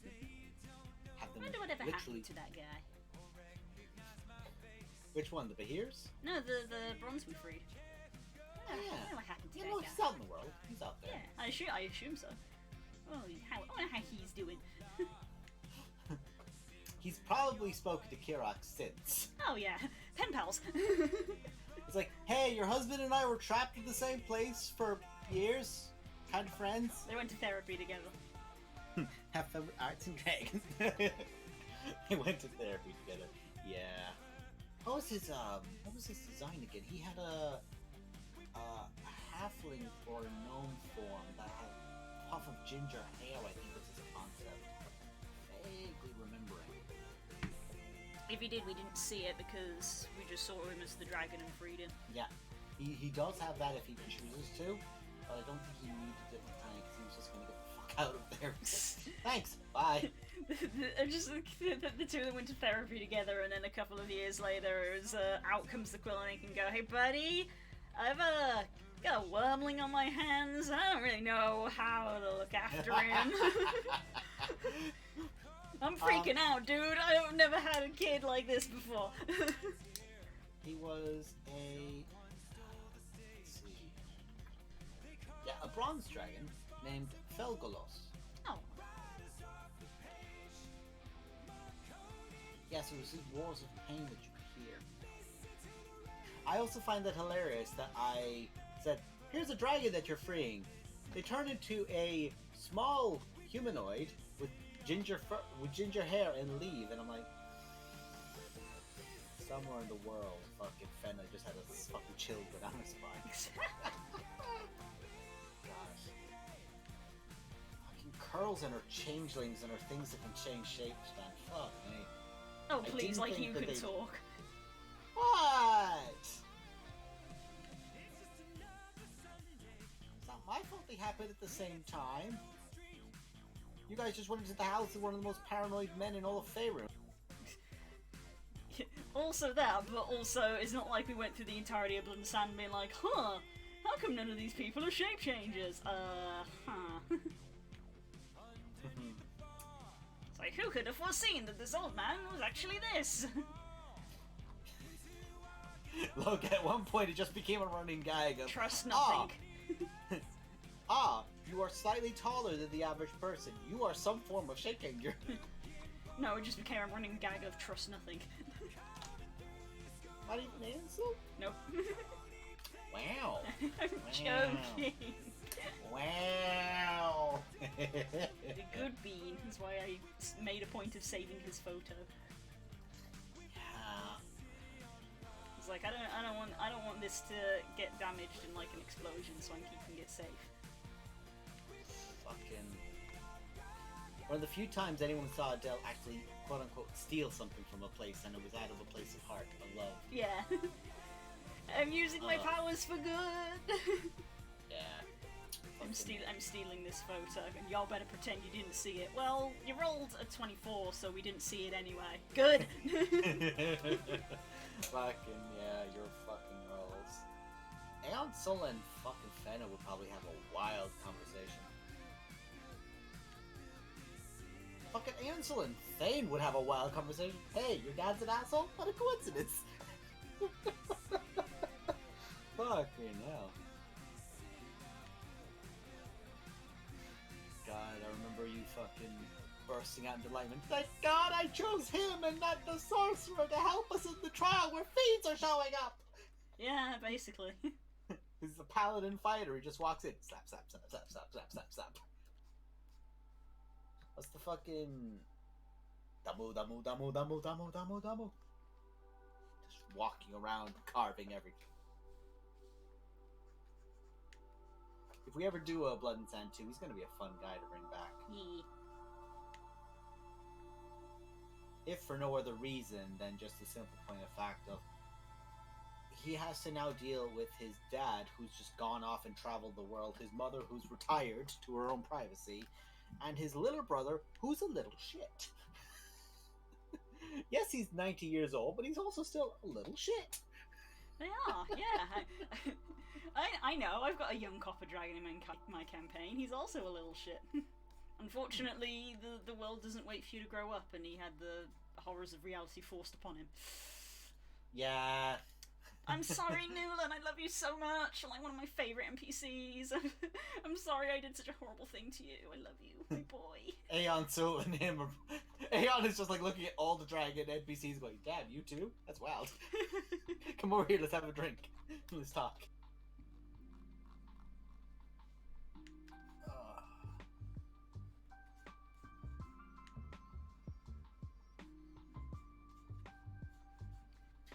Needless to say, I briefly flicked to the page of Metallic Great Worm when I was at work, and I was like, "You see this stat block? All of my dragons in my game have been restatted to this." And then they went, "What?" And I shut the book. They're gonna go for that book. But that also raises a very fair point of that's what they are. Now consider what all the Great Worm chromatics are, and oh shit. Yeah, that's the thing. You remember in my homebrew campaign, there are there are 5 metallic guardians. There's now 4. Whoops, and five chromatic ones. Didn't one of the chromatic killed the metallic and escaped? Correct? She killed the metallic, but was re-trapped. Right. He gave his life so to make sure that she could be trapped again. Put it in a box.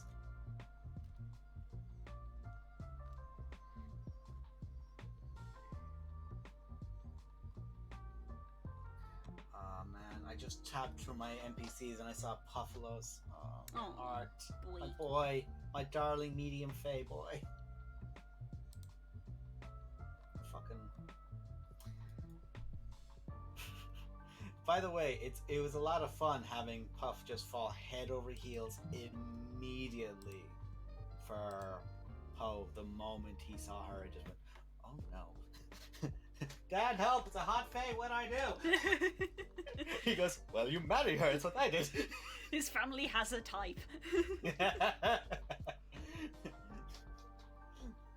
He was bred on respect women juice. It's the only thing from the water plane they brought up to the airplane. Oh, God. The water plane's most avid resource that always gets exported in my world is respect women juice.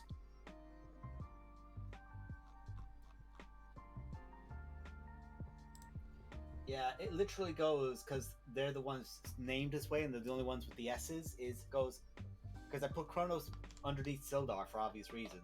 Then it's Locrithal, and then it's Samoshi. And it's like, God, Samoshi, you're just a tough bastard.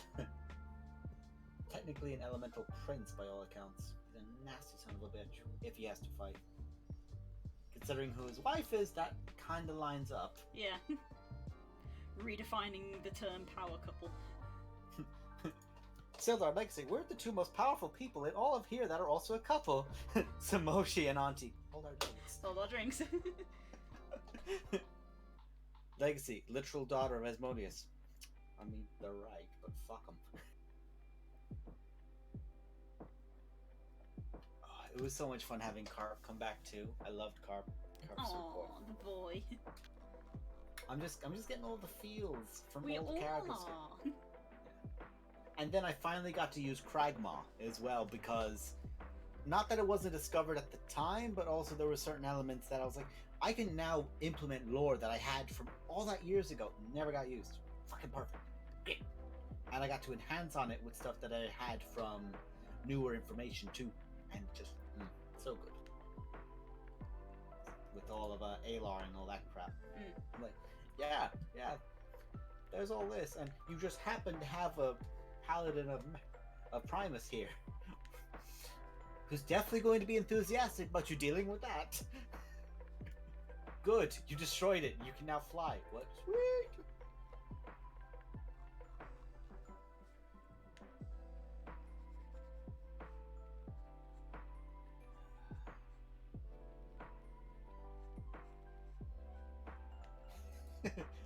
I always love that there's only 2 characters in my entire campaign that have Sir with quotation marks around them. One was the knight that you guys killed outside of Carhold, and then the other one is Sir Gog. He deserves that title. I am Sir Gog. I am the paladin of the RPG. I'll protect Mr. Valerie and his family. I got in using my resume. Corey, you think you're funny, but you're implying that Optimus Prime might not actually exist in my world. Oh dear. Yeah, I mean, let's be real, it's me, Blue. Hey, look at that boy! Look at that smiling boy! Show me the boy! Here is the boy! There he Hello, is! boy! Hello, boy! He is queer. We love him.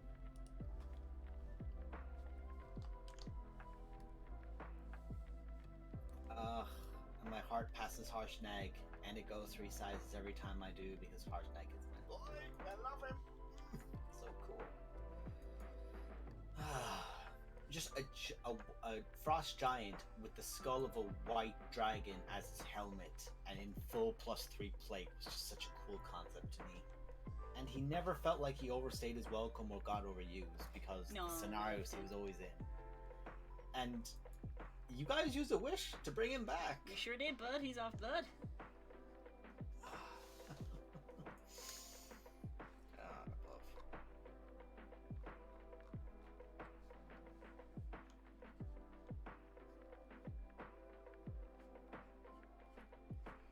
I love that that was happening in my group as well. Like, they had Harshnag traveling with them loads of times, and like the moment he was like, I'm gonna go now, they were like, no, come back! And I was like, oh, they like him. Of course they do, it's Harshnag! How can you not? Oh, that's a drinking contest I'd actually like to see. Donal and Harshnag, drinking contest, go.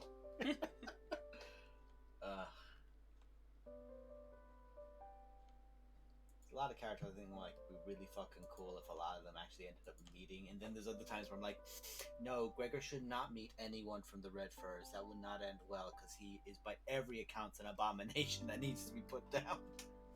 Just, you're gonna have to be thorough. Well, apparently, historically, that's not always worked. Well, with Gregor, he got teleported away the only time you guys ever brought him down to 0. I meant with the Red Furs and abominations. Yeah, that too. Also, putting Gregor in that world is terrible because if he gets corrupted, you then have to deal with Gregor. Whew, that would be a nasty combo. Nah, I'm good. Nah, I'm good. I ain't fighting that. Fuck that.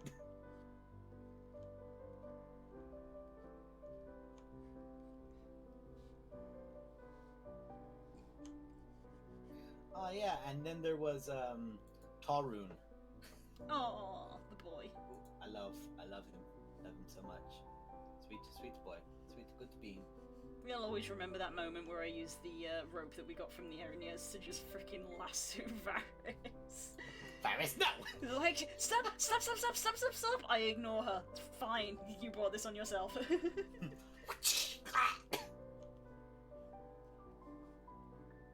You can always trust Kay to be really interesting as a character. Oh yeah. You really can. I'm now also going through everything and making sure Cinderhild, that was her name, Cinderhild and Tartan, there's being like, oh, I actually have to name their kid. Actually, I haven't gotten a chance to name their kid yet. Because yes, they have a kid. By all accounts, a lava giant.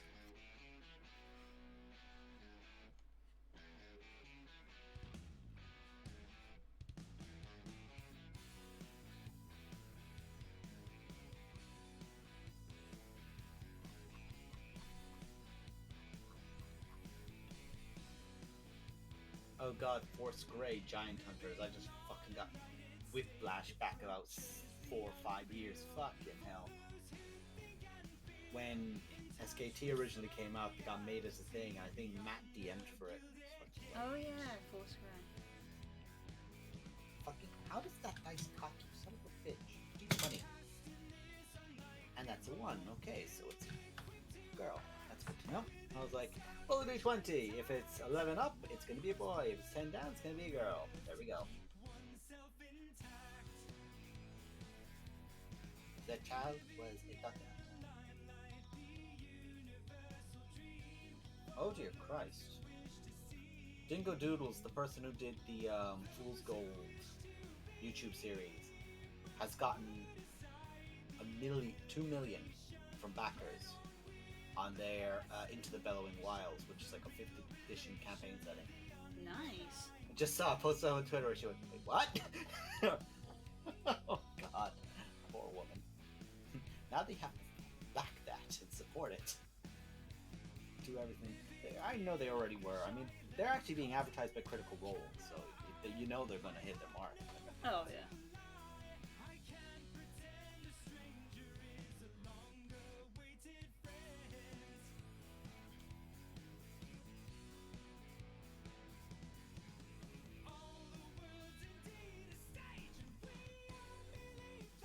Oh my god.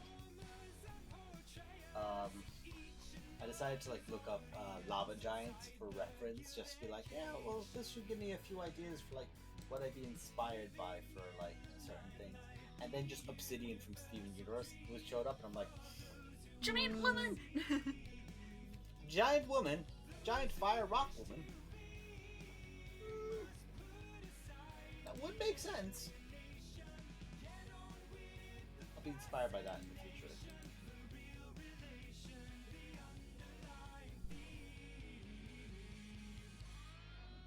Oh wow, that's gorgeous. Is that pyrography? So is that like using burns? Yeah, burning it. There's an art form in that. God, it's beautiful. God, that's a beautiful design. Mm-hmm.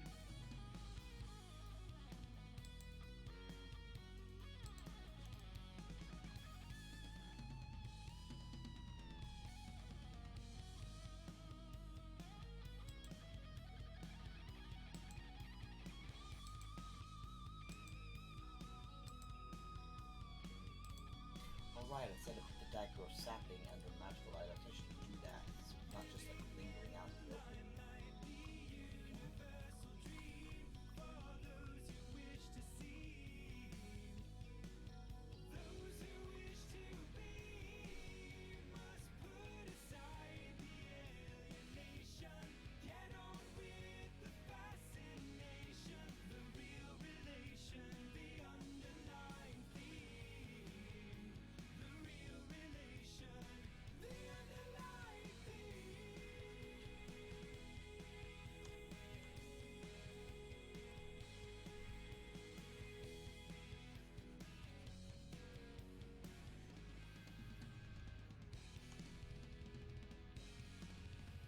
Oh, I still have my script in here from when the Fae tried to take away loyalty.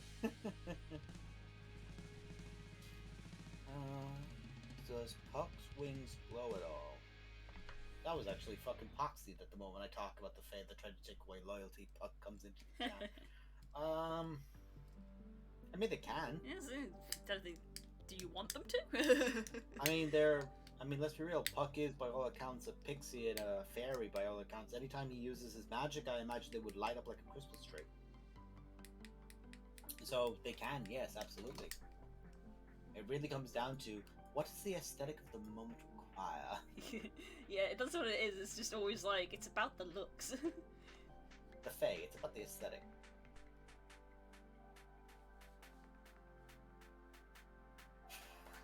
Oh my god. Someone posted up, how do you stop players from going to like the Astral Sea or something equivalent? And I just saw someone post up the image of the Fell Reaper from fucking Hellfire Peninsula. Like, just have that start walking towards them and just go, no. Astral Dreadnoughts! Yeah. The Astral Dreadnoughts are a nasty fucking item. If you project, they can crit, and if they crit you, they just cut your tether. I mean, just like how it feels like 90% of the stuff in the astral plane does that. I feel like that's more of an astral plane thing than a dreadnought thing. Because from what I know, the Gith can if they have the silver swords, and the astral dreadnought. I can't think of anything else that can. Just off the top of my head, I can't think of anything. In fairness, it is something I probably should look up in case you ever go there. Yeah, there's a very high chance we're gonna go there. Yeah, but at that point, it's... I think the thing about those things that can cut the tether, if you physically go there, you don't have to worry about it, of course, but you have other issues then. But I think the whole point of that is that if you're transmuting yourself there, if you're like, projecting, literally, if you're there to get information, if you're just there floating around, you should run the risk of it, and you should be able to teleport yourself back if things go awry. It's definitely a thing of like, you're there to like scan for a little while, but these things are all here to be a danger of if you ever fuck up, snip snip. Did you ever hear the theory about Astral Dreadnoughts, Blue? Where, because there's like the pools of color in the Astral Sea that link to different planes. If an Astral Dreadnought falls asleep near one of those and dreams, its dream will go, if it's near the prime material plane in one of these, its dream will go, and its dream will manifest, because it is a being of the Astral Sea and a being of power, into something else that has an eye and magic nullifying effect, with all these different pools from different planes of death and fire and stagnation and all these other things, and becomes Beholder. So people think that there's a connection between the Astral Dreadnoughts and that. That's pretty cool. I think it's a really interesting concept, and also probably not the main source of them, but the source of what we see as them on Faerun would be very cool. Yeah, I think that's a fun. That makes sense because most when beholders dream, they manifest their dreams. That's how you get spectators and things. So that kind of makes sense that they themselves are from something even bigger dreaming.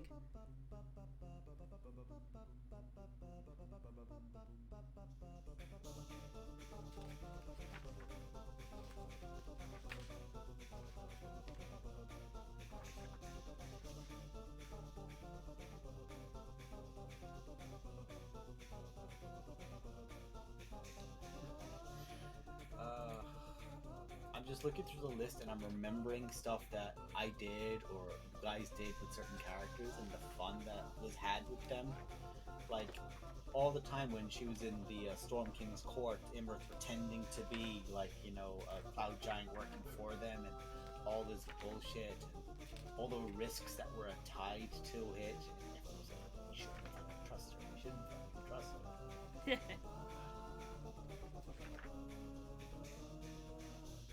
And then there's just that really, really awesome, like, concept just in my head.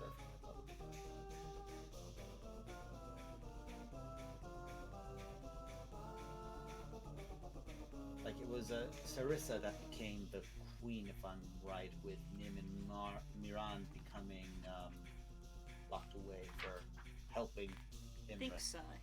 Yeah, Sarissa was next in line of succession, so Sarissa's become it. Just like, when you think of how fucking brazen he was, Cloth did show up in Neverwinter, and the two people who dove at him first were Sarissa on the back of her summoned steed, a rock, which for her, that's what that is, and fucking Kaerk. And what happened to him was that he lost an eye.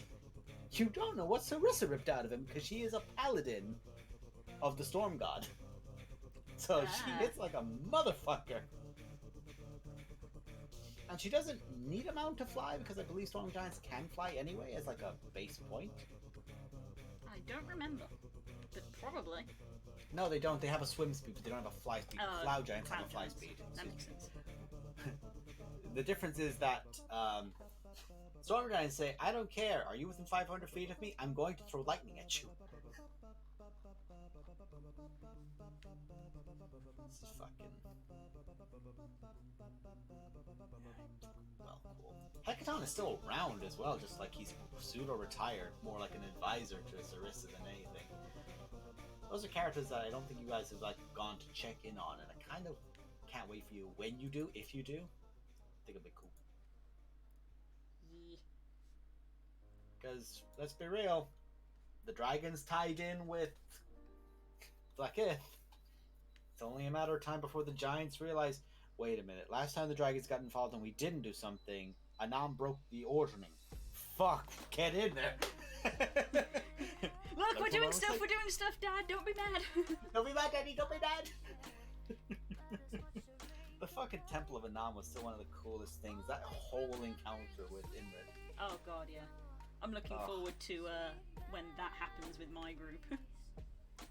Because there's not... What I wouldn't There's been... I'm glad that I've been able to sort of hint at Imrith a little bit. There's not been a name or anything, but I felt like reading through the adventure, I was like, there's not a lot hinting at her existence until she just appears at that point. Yes.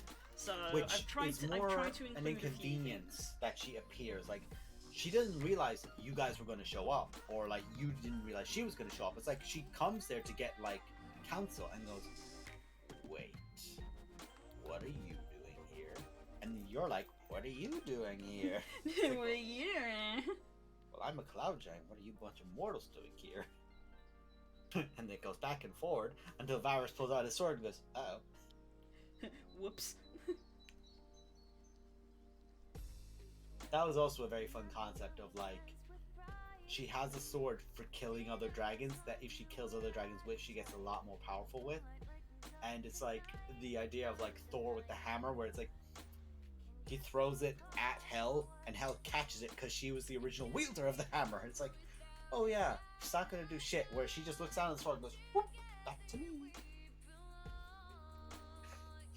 Which really changed the dynamic of that encounter, because suddenly you went from, here is our dragon slaying wizard, to going, oh. Hello.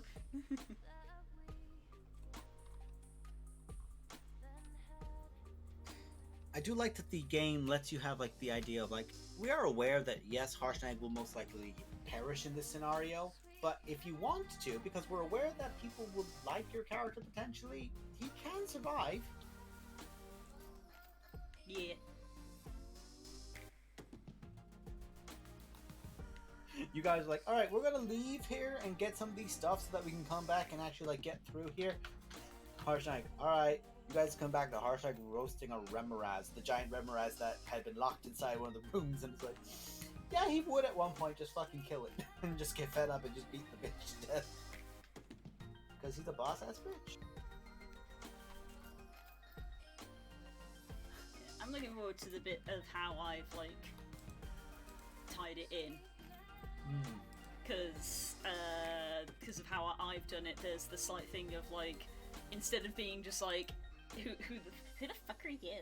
Who the fuck are you? I asked first. She does actually, she potentially does know of the party, Yeah. because of Venom Fang, if you remember. Oh yes, Because in Venom Fang- my campaign, that little shit's still alive, and twice now the party has fought him, and he's ran away because he's a coward. Because he's such a coward and also very weak for a dragon, Imrith is basically just like, you work for me now, bitch. So he literally ran back to her with his tail, what was left of his tail, between his legs. Harshnag took off some of his tail. You could put Venom Fang into that encounter now. That was part of the flavour that I did in the encounter with Venom Fang, of just like, yeah, because that was how I made Harshnag turn up. He was tracking Venom Fang to see what he was doing. So Venom Fang making Harshnag a dragon hunter in your setting. Yeah, he was following Venom Fang to see what he was doing, and the party were following this person because they were like, this person is involved in like a disappearance / murder ?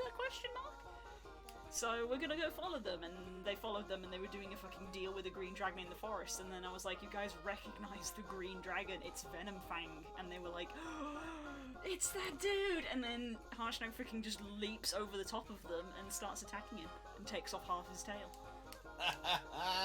Yeah. And Venom Fang like ran screaming with his tail, what was left between his legs, and was like, I shall tell my mistress about this. And they were like, what's his mistress? Who's his mistress? Here's a thought for you, because I'm always a fan of it, and I don't think it gets used enough.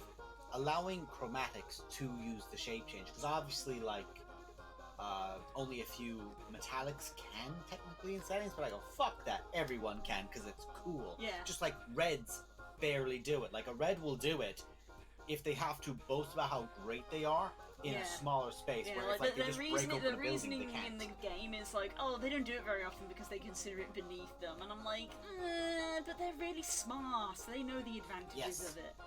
Yes, exactly. They're very aware of the fact of, like, let's be real, there has been chromatics that have tried to kill Kaer by doing that exactly. Where they were in the same place as him, were that dragon, realized that there was another dragon in the room, got up, left, came back with something else. But the problem was there was a Tien and a Kirok there, so that did not end well. Like, level 18 fighter, level 18 wizard, kick the shit out of him! You can't get at the young fucking dragon, because they're gonna kick your ass! That's also really good as like a power scaling dynamic, because Harshnag beating Venom so handily clearly establishes Harshnag is no joke. Yes. Then having Imrith defeat Harshnag implies, oh god, she's way stronger than. That's why I'm happy at the little intertwining thing I've got there, because now that it does have this thing of like, I want her to come in and she's like, what's going on here? And then it's like there's a pause and looks at the party and goes, you're the ones who've been bullying my servant. And then you go, everyone's like, what? Servant? Oh. I may have to be a little suggestive and be like, well, he likes to refer to me as his mistress. Bless. Very stupid. You know what's a really fun thing you could do with that? You could make it almost a monologue, but she's coming into the room. You know the room that, it takes Harshnag making an effort to open the door? Yes. You can have her, like, stepping in, and she just lazily slams the doors shut and, like, puts a beam down as, like, a guard between it. Yep. The ones who've been threatening my servant. And that's where you can build, because firstly, it builds the... He likes to call me his mistress, but... That builds the difference again of, like, Harshnag making an extreme effort to open the doors and her just slamming them shut. Yeah. Of course, it's slightly easier because all the stuff's been moved now, but it also then just implies this is someone who is ridiculously strong. Because she's a fucking ancient blue. Yeah, she is. And she's no joke. So yeah, I was very, very proud of myself with that little intertwining, because I was like, the payoff for this is going to be good. I was going to say, you could almost have Venom Fang in that encounter, potentially as, like, a mute, like he can't turn into a giant with a shape change, but he can turn into like a humanoid and be with them, and he fights the party briefly whilst they're like, oh yeah, we can kick her ass, and then Harshnag is fighting her, and they turn back after fighting Venom Fang, and maybe Venom Fang busts the door himself to escape, and that's how he's ended up annoying her further. And they turn back to see Imrith is kicking Harshnag's ass, and it's like, oh fuck. And Harshnag realizes at that point she can kill the party as well, and makes a choice. You could have that as a concept if you'd like. You don't have to. I throw you the bone. Yeah. I don't know if it will go exactly like that, but maybe something akin to it. Hello, madam. Meow. Is that a baby? Do you want a cuddle? Oh, you make such a noise. You're so dramatic. Literally been sat there on the chair staring at me like, Mum, pay attention to me. No, not like that. Mother.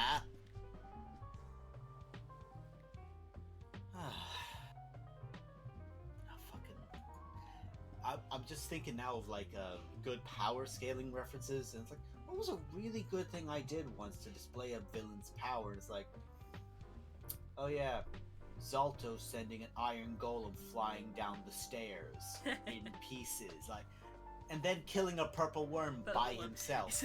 Yeah, it's the tactic that World does all the time when Iceborne came out. When Iceborne came out, every time they were like, "Oh, here's a new species of Odogaron. How strong is it? Well, it just killed the old Odogaron." And they said, I was like, every single new monster in this game, their cutscene is just them beating up an old monster. Yeah, to demonstrate their power. It was fun as well because, like, especially with the purple worm, he could display how his if you had fought him in an encounter, what his main mechanic would have been, which is amping himself up.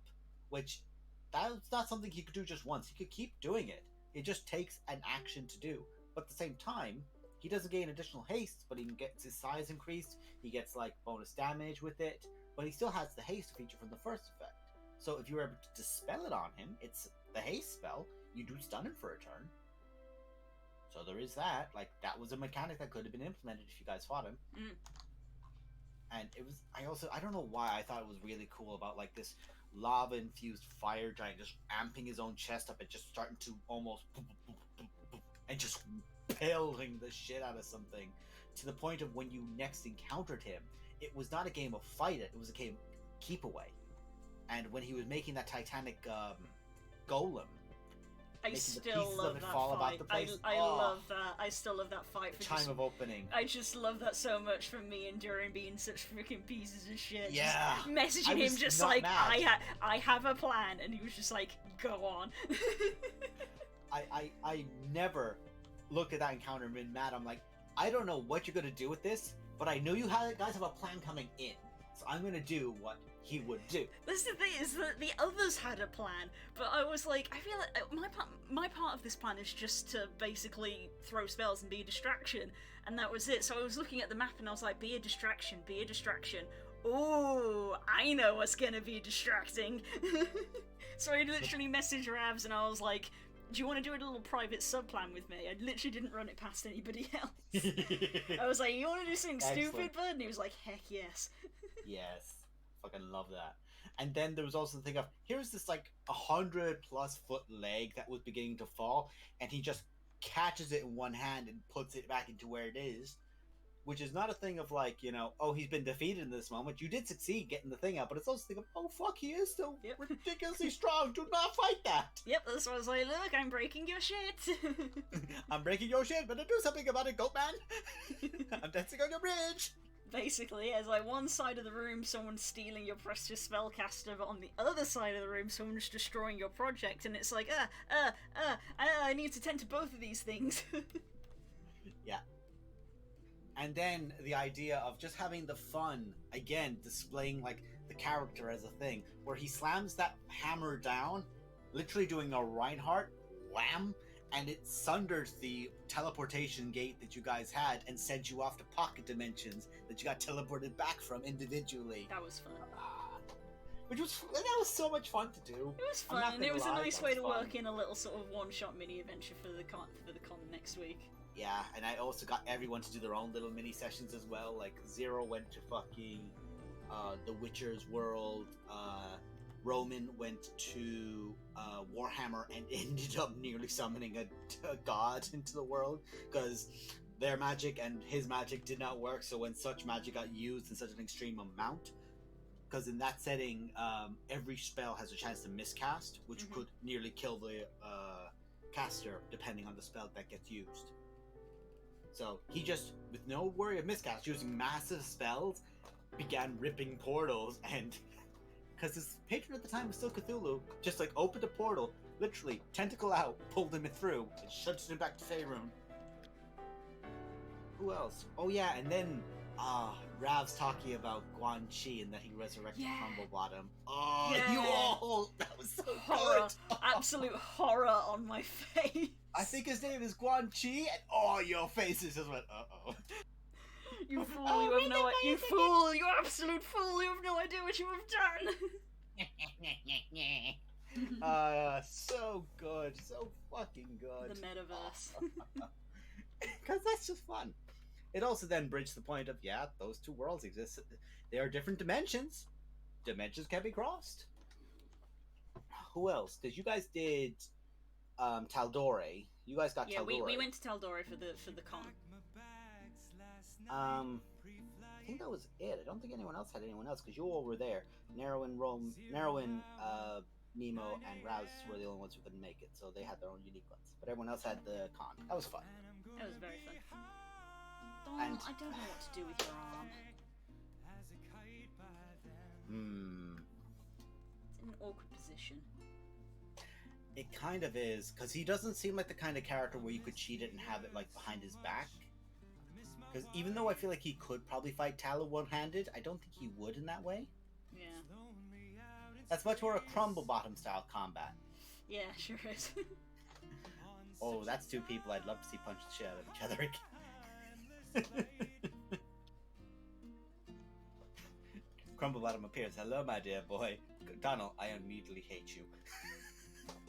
And now I'm gonna punch the shit out of you. He's just gonna have to come across his body, I think. Probably, yeah. Because unless you want to do like a both arms outstended, like a come at me pose, it's not really gonna work. Whereas here, it looks like he's gonna have like a kind of a guard up against her. Yeah. So it's because I tried the other way, having it coming this other way over his head, but I was like, that doesn't look right at all. And the thing of that as well is that werewolves do have like, you know, extended limbs, so you can kind of get a bit of loosey goosey with it. Yeah, yeah, I know. You don't have to be 100% perfect. You did not. Triplad, you tell me this information. Do I get to bring Armida back? Do I get to bring Armida back, or do I have to play a new character? Let me play my angry druid. Return of the bear. Please. Let me play I'm my not sure angry. if that's an oh no, as in like, oh no, I've got a different idea, or if that's an oh no, I just realized who you want to bring back. Let me play my angry bear halfling. It's legit from the moment you guys left off. Oh lord. Is my notebook in this room? It might have been moved to the other room. Hang on. We've done this once before on stream. I'll do it again. I'll fucking do it again.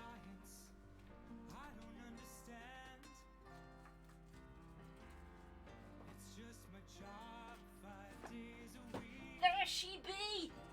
The bear book! Is Spook in bed? He's in bed. Whoops. There she be! The bear book is here. Hello. Goodness woman. He's not in work tomorrow. Real quick, I'm just going to get another glass of water because I actually have it. I'm going to hit this for a bit of a... get everyone to take a sip. Let's see, how can I get you?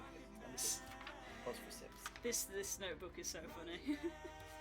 I'll BRB, and please continue with the chat while you... Okay. This book is so funny because in literally about two pages apart from each other, there's just Vox written in all caps, and then there's Vox written in all caps again. Oh, this character was so angry about everything. Such an angry character.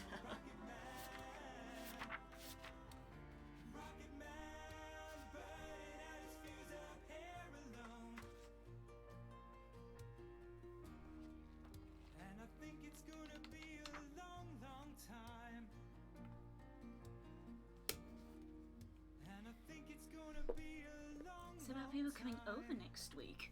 It's the first I've heard about this, but I am down. Because I have a lot of work at the moment, but I'm praying that the bulk of it will be done soon. Because I'm working very hard to make it that way. Which is why every third word out of my mouth is, I've been busy.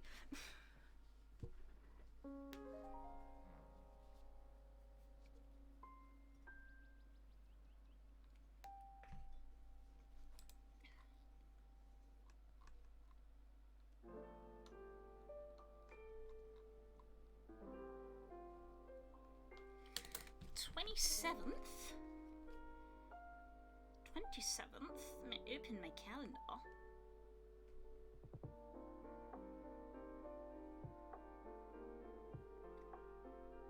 Boy, I might be. I think that's a yes. And I think that might be a yes from Spook as well.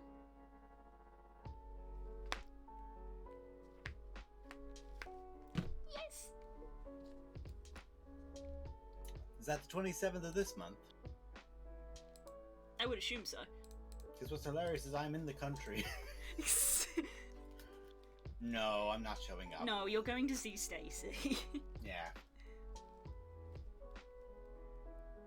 If we had more time booked off together, I'd definitely be like, that Saturday's gonna be that. But no.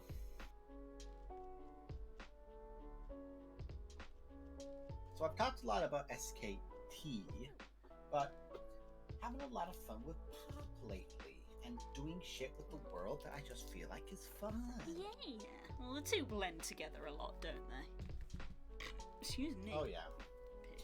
Some things that I had like tethered as potential story points out at small margins in SKT, but never expanded on. Now getting expanded on in Pop and having a lot of fun with them.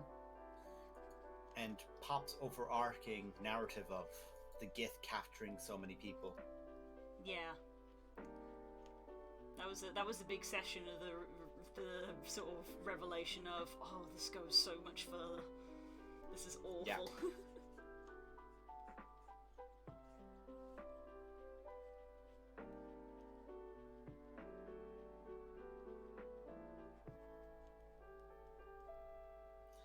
I did have a lot of fun with like Gregor.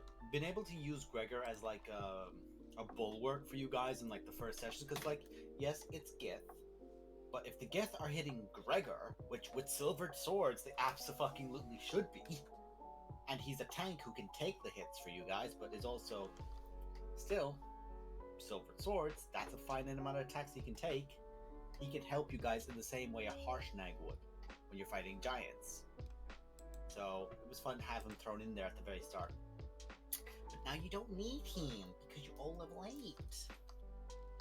All grown up. Even though I'm sure Kika would love to have him back constantly to the point where she keeps summoning the bastard. It's gonna be a day where she just like tries to use her magic to literally summon him, and it's gonna be like, Christ. Maybe, who knows? I don't actually know the spell. There might be a spell for that in the Warlock spell list. Or she might just try to imagine it like she did before. Because the thing is that I like to think that they are like, she does do a lot of like illusions and stuff as like of just a security thing, and this, you know, it's not really about the whole deception thing. It's more about just like, you know, picturing and imagining having friends around, imaginary friends. But obviously they, because of her spells increasing, they are becoming more real because her low level spell is just project image, so it is just an image, which is just her low level one for free. But then when she leveled up, she took Conjure Fae. No, it's not Conjure Fae. She has that one. She's got the Summon Fae later on, but in between that, she had, what is it, Phantom Image, which is still just an image, but it does damage now. I'll look it up there because I know the one you're talking about. Yeah, it's her level 2 spell. So she had a level. She has the level 1 warlock thing that she can do for free, which is just an illusion and doesn't do damage. Yeah. Then in level 2, she got an illusion that could deal damage, and then at level 3, she actually summons things now. So she's going from illusion into summoning. Mm. And being shown that you can just do that. This isn't part of your magic as a warlock. You can just do things. One, the dream spell so bad. Phantasmal Force. That's the one. The Phantasmal name of it. Force.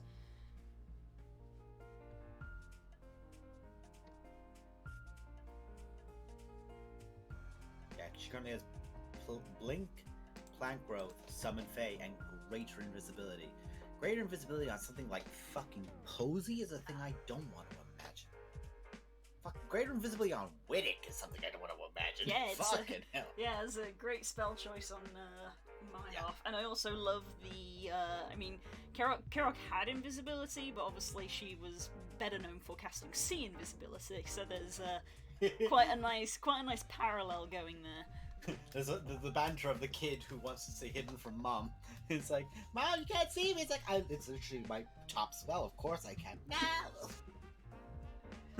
If I was a wizard, this would be one of the spells I get for free. Yeah. You'd just be like, yuck. And you, in day-to-day life, when there's no fighting going on, it's like, I don't need an 8th level spell, I'm just gonna give myself 8 more 1st level spell slots. For the shits and giggles of It's it. just like, oh no, I've used up all of my spell slots, guess I'll get some more.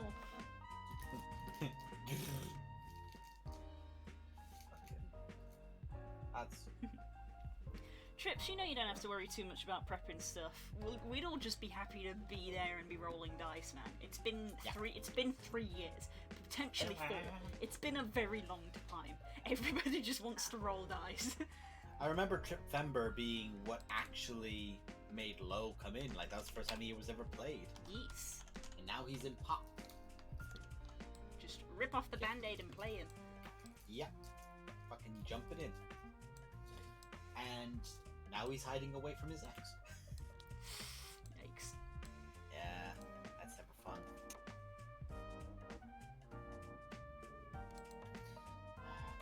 There's a lot of male characters I see around right now, including my own, where I just want to grab them and go, listen here, you little shit. You need to realize what you're saying and who you're saying it to. Ah, now we get the messiness. Messiness was already there, it was just on another layer. Ah, fair enough. That was something I found so interesting, is that his rights weren't bloody, or like they were like subtle or like nearly invisible, and like there were just like a humming effect about it. I loved the comparison that Curls had between the two of them, because it is very good to just have your character for the entire campaign of just, and the rest of the party are just like, well, that's just how they are, and then you finally have someone who is like almost the same as them to be compared to, and then you're like, oh, this isn't normal. Yeah, and the concept as well of like, he is the epitome of what one should be, in that he is the best. In my head, I don't mean this as any other thing, but like, he's the most powerful blood hunter we've seen, out of character we've seen. Yeah. Zal and Tala have, of course, seen. But he's the most powerful blood hunter we've seen in the campaign so far. So this is like the highest zenith we've seen one go at. Yeah. Like, until Kirok got incredibly powerful, Legacy was the most powerful sorcerer you guys had seen. So, like, there's a comparison of like how they are at such a level and what they focus on.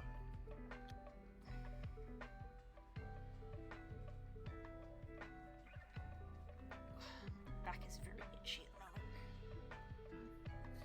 I used to have fucking it's literally just like a pole with like just a little scratchy hand on the end of it, but it had a hole in it and like one of those little musical things. So whenever it would sloop down the thing, it would just make a meow noise. So you just hear me in the middle of the night, like my mother just be trying to get ready to go to bed, and you just hear screech.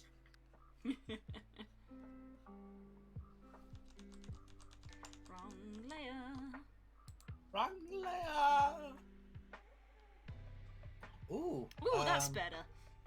There is an offer. Yeah, I prefer that. It's interesting as well because it's got the concept of what Curls had said, which stuck to me like glue, of Tala sees a look that is becoming to be quite familiar. In the way Zal looked at her, the way Thane looked at her, and the way now Donal looked at her. That kind of stuck in my head quite a lot.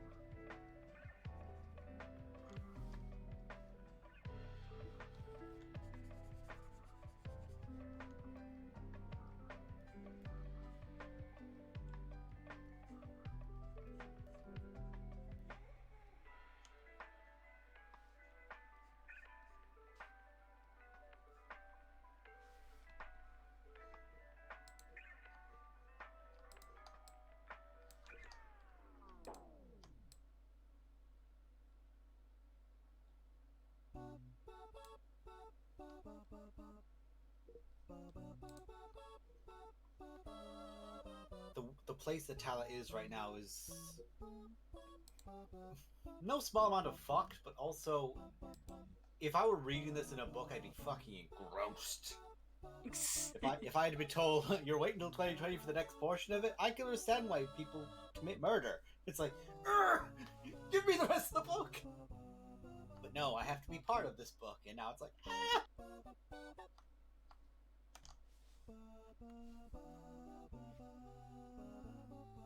It's something I've noticed Thane doing actually, which I find to be quite interesting, is he's been trying to give anyone he's interacting with something to look for after this.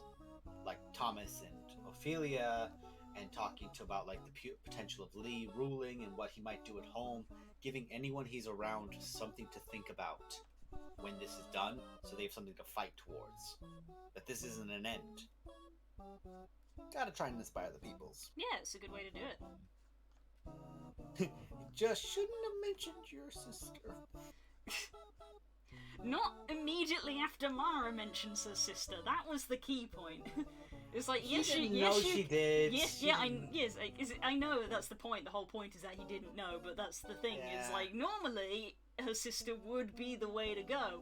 It was just bad timing because Mara had done the exact same thing. So all Thane did at that point in time was compare himself to Mara in front of Tala. Yeah, risky play. But of course he had no way of knowing, because that was the point of the scene. The tragedy of the scene, unfortunately, yeah. It's part of the drama. The drama. I'm just gonna take my headset off next time you go off on one of those so I don't come back with my hands shaking. I'm sorry. You're fine. Fucking, let's be real. I was in a good enough place that didn't fuck me too badly, but it was still like, ooh. It's like, yeah, I braced for the gut punch. Still a gut punch. Let's raise your shoulder up slightly, I think, buddy. But that's the joy of a narrative. Let's get your shoulder raised, I think, buddy.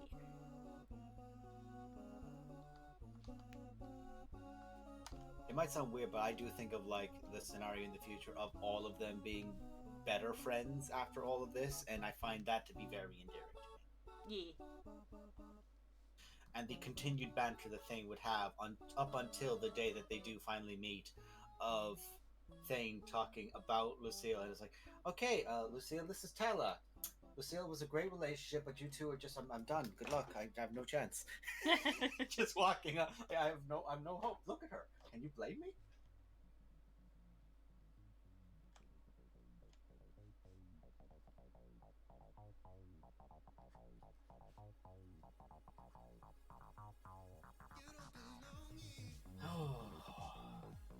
This is something I really do want to pick your brain about, though, but we can't really know about it until.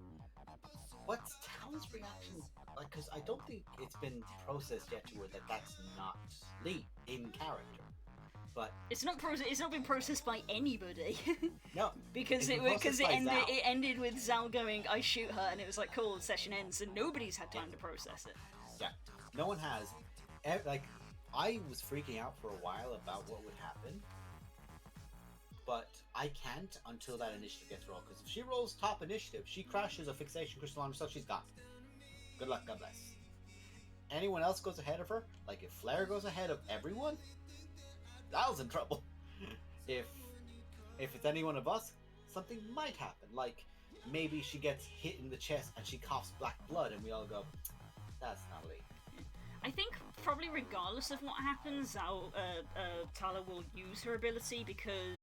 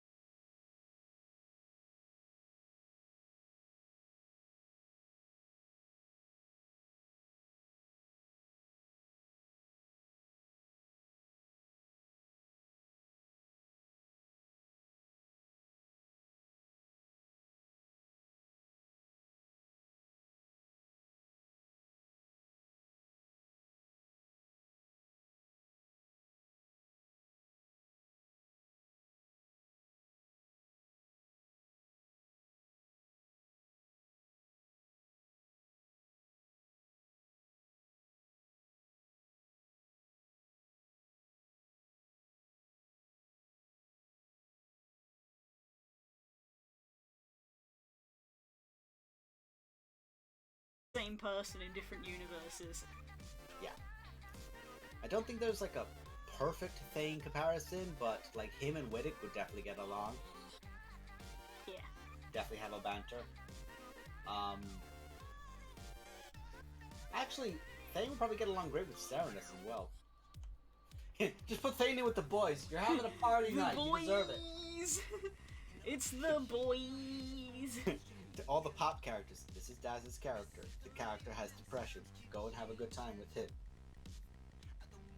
Hurry. I was about to say hurry. No. Loyalty. Stumbling out of a bedroom a few hours later. It's fun. From the bedroom. I can't feel my legs. We joke, but he's almost too much of a sweetheart to do something like that thing. And think with Error 404 if someone like Loyalty ever flirted with him.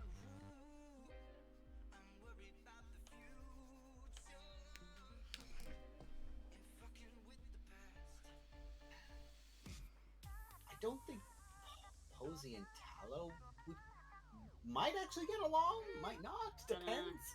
It's the first reaction, it's the first interaction. Because the problem is that if she sees Poe's true form, she's like, oh, that looks black. Yeah. Lo and Thane coming to a realization after having a late night chat in a bar, going, uh-oh. But yeah, if she sees like how Poe looks in her normal changeling form, it's like, there's a lot of black in there. Might make her think of one thing alone. Zal just fucking meeting any one of those characters would be great. Zal meeting Roman, I think, would actually be the most interesting thing. Ashk and Glory would just adopt them. Zal meeting Serenus is a recipe for a good time. The amount of alcohol that would get made. Never mind drank, made.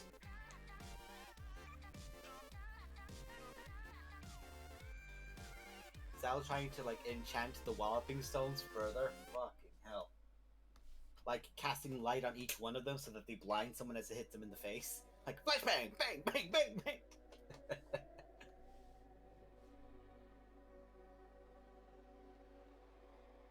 Yeah, I think I've said this before with Curls as a point of endearment, and Stacy too, that if Ashk and Glory ever met Thane, they would just adopt him and just look at Imazius and go, you can't have him back.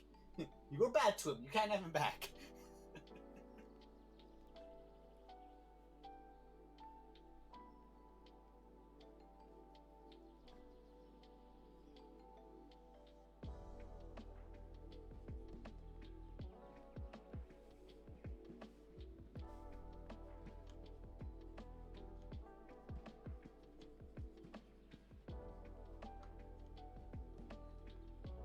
I still can't get over it how we went literally through like reflections of each character's main backstory points and elements. Because of a Fae, because we got sent to the Feywild by a druid who was working with a vampire who was pretending to be one of our friends, only to then get teleported back by a Fae that we resurrected in time to the morning to then go and kill her. Christ alive. D&D. I love Dungeons and Dragons. Dragons. That is one of those like r/D&D posts that would literally just need to be written out and explained to someone, going, this is what happened. This is why we love our Dungeon Master, because she let this happen, but it felt organic to the world. And it wasn't something we felt like we could abuse, because if we ever met one of our previous selves, it could very well have made the world involve on itself. Which would suck.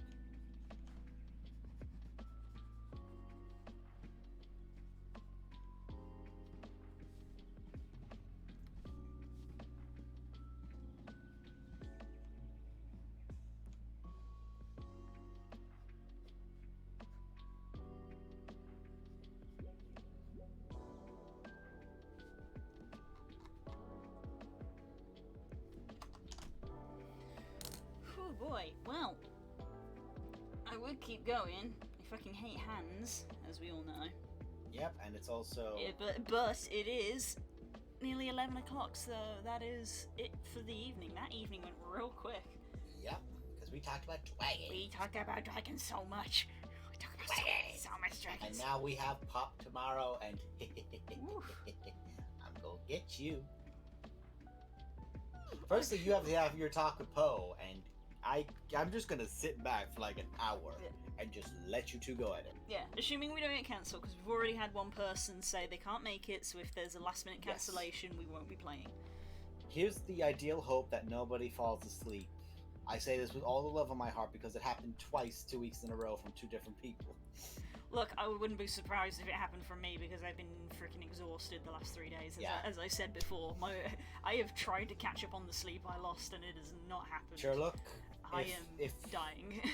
Yeah, Sherlock, if people don't feel up for it tomorrow, it's all good. I'm never gonna force someone to play. But I'm excited if we do get to play. You and me both. Been waiting for this roleplay for so long. At this point, I've been thinking about it so much that I basically have like a pseudo 3D model of that room in my head now. Yeah. Because I've just been thinking about the stuff in the room and where it's put and what it means. There's a lot of that of like, oh, this is here because it's this and this, and I've basically just like been thinking about the room, not even the conversation that is going to happen in the room, just the room. Honestly, that's probably better to do because you set the scene, because I think Poe's going to be a bit of it as well, so it's going to just build between you two and just go from there. Yeah, that's why I keep saying to Kill, she's like, oh, I'm prepared for you to rip my heart out, and I'm like, I don't know what you expect me to say, because I feel like a lot of it is going to be environmental storytelling, I'll be honest. There will be environmental storytelling, but it's what she says that you react to. It's how you react to what she says, which makes it. Acting is reacting. Yes, and narratively can be fucking great. Oh my days.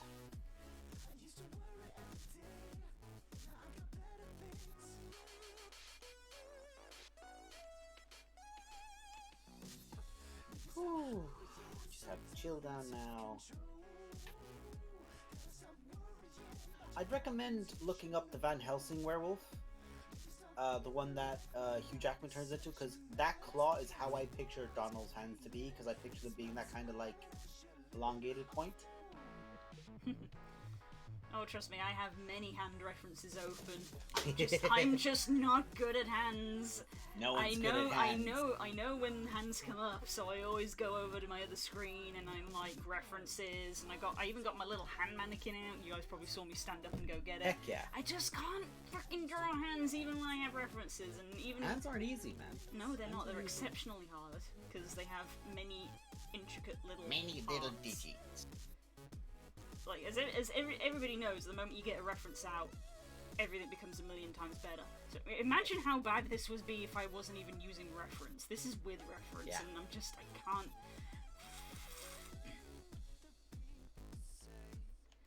Yes, thank you for computer. I'm aware. I'm good. You're good. You're good.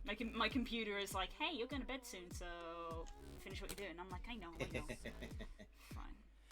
Computer's like Brit.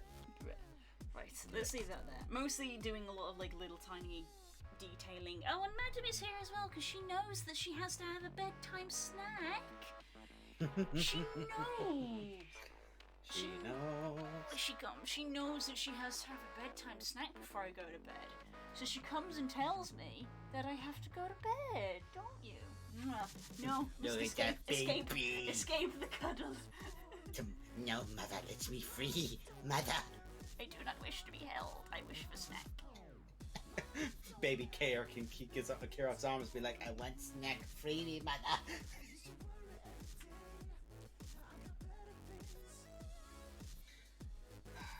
Being able to reveal that was so much fun. That was a good one as well. Yeah, I was just thinking about the Mewtwo and Mew comic on Tumblr in the early ones.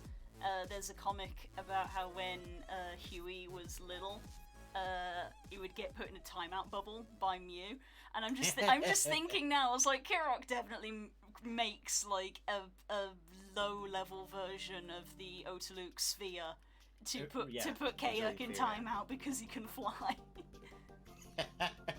Right, you're going in the bubble, mister. What was the one from Futurama? The tantrum bubble, I think it was, the professor had. I'm going in my tantrum bubble! And whenever they fly off, you just see him in the tantrum bubble. I don't. Yeah.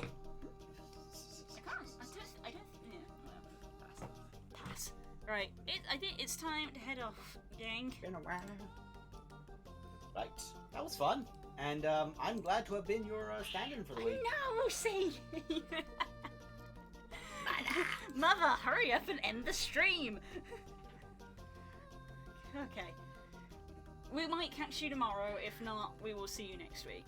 Heck yeah. Thank you very I'll much be in for the chat. Yeah, thank you very much for keeping us company. Thank you, Das, for keeping me company when Yeah. Kels has been busy doing her university work. We wish her the best.